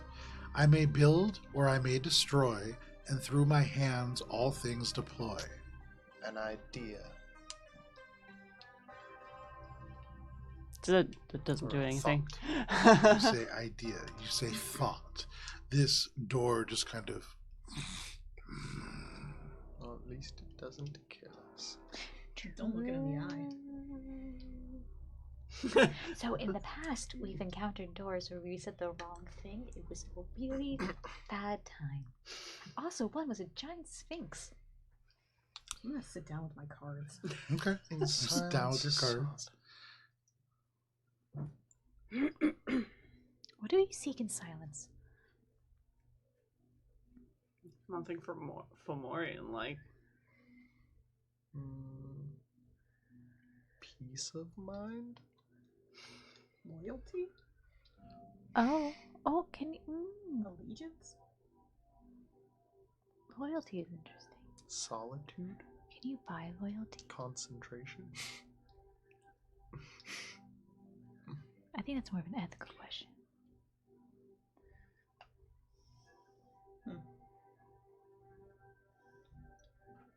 One more time. I can break without a sound, lift mountains, shake the ground. I am given, but cannot be bought. In silence, I am often sought. I may build, or I may destroy, and through my hands all things deploy. Time. Crime or secrecy? You say time, you say secrecy, And with time, make a persuasion check. You can see time, Close. the eye They're looks like, up. They look a little technically. confused. Well, so giant doesn't translate directly into common, and so the closest word for time might be applied here. 23. With a 23, you hear Agrok. You hear acceptable. And the door crumbles in front of you. As time, acceptable in giant for power. Yeah, you're close. You were thinking very of power, close, But I yeah. was like, Close. I can't apply that to. That's fair. It occurred to me, mean, and I was like, that's dumb. That looks man over would at disagree Treasure with and not just- being able to buy power. On the other side of this door, you can see there is a Why space power? that is a little bit different looking. 10 feet wide hallway, sure, but there is a room in the center of it. And in the center of this room, you can see a wooden door. Unlike any that you've seen prior, you see a band of kind of iron with bolts in it that is designed to make this a more secure sort of portal. There is a knob, and you can see no face like Fomorian face or anything like that. It is set into a stone archway. On the left and right, there are little stone pillars that rise up on either side. You see halls to the left and the right, and just a blank wall behind it. It does smell a little strange. I would say for those of you with a passive perception above 15, for you, Hella, maybe it's just because you're hungry, but it almost smells like pickles. I do enjoy pickles. Briny. Perhaps. It is a salty smelling liquid. Does Through it the door? does it- smells?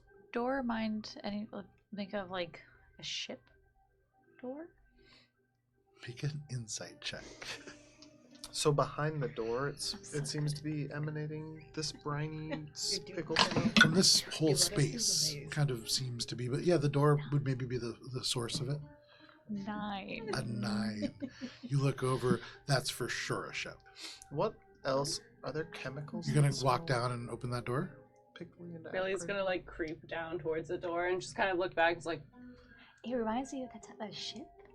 It was really salty on Creep there. down towards the door. Anybody else following Billy? I'm following at an acceptable distance, probably like 10 feet behind. so, okay, Billy's So just that I gonna can open the see door. what's Gonna going stop on. her. But So, I Billy, want to get a good you view, but I enter don't wanna into get this hit by space, pickle juice. and all at once, behind you, the hallway slides. And you can hear in the space, and you see the hallway to your left and right, Billy, they also slide. Different directions. This is not rotating. They seem to be moving independently. And this door, you see, these wood planks just spread, and 2 eyes open up. And you feel the walls rumble. And all of you feel the walls around you rumble as little tendrils seem to snake out between the bricks. You've met mimics before, but you realize now that you are not just in a maze. We're in a mimic. You are in a mimic. But because it is 10 o'clock and a good place for us to take a break, this is where we're going to end for this evening. This has been a Thank you for joining us. Would a visual perspective be helpful before we end? So we just have to start Yeah. punching the walls. So when I mentioned like those giant ass mimic things, and you just like kept quiet, were you like silently giggling to yourself inside? I didn't hear you say anything about a giant mimic. I'm sorry. But no, It was like a couple weeks ago. I may have heard that, but I probably wrote like 4 weeks ago. So, So are yes, we you probably smelling were just giggling like inside. digestive juices? Sounds like it. Oh, your Can cord. you grab Your the- cord. Tina, can you get the mic? So your cord. I know, not I your know, cord. I don't Yeah. have a hand though. I see. Be gone. Thank you very much. I helped. I got this.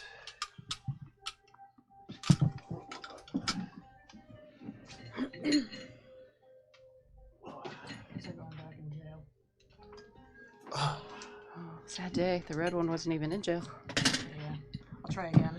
Damn, so You know, we've just I'm been gonna- going through a I'm gonna fucking hang out with mimic this maze guy. this Yeah, whole he- time. Never rolled a middling number. Whoa. And so, Billy, as you enter into this space, Ori 10 feet behind you, this just begins to shift. Not for me. This Wait, begins to so shift. you're here? This begins to shift, and this begins If to it shift. starts to Okay. shift, would I have enough time to try and bridge the gap so that I don't get We'll find split out next up. week. We'll Yeah. find out Can next I make week my way on back Courts to the of squirrel Everest. place? You'll see Pull this over and you're just bread. like, Nah. fuck that. And you just turn and walk right back. No Going back to problem. Hobby Fish. I'm Thanks, going to the nice bye. Have happy this brief forest. moment where guys you're like, later. fuck that, you turn, Valis But looks nice. up, is like, oh shit, and so you and Valis and like Alina just pass. And you're like, we'll be back next week. Thank you for joining us. Thank you so much, Sable, for joining us this week. Thank you for riding a shark and shooting some arrows off of it. We will be back next week, but if you can't wait that long, join us on Sunday right here at noon for Iron and Thorn Session 3, run by Kara. I am playing, Sable will be playing, Alana will be playing. We're going to be joined by Vincent and Hannah yet again, and we have a really fun time planned for you. So please join us on Sunday, but we'll see you then. Bye. Bye.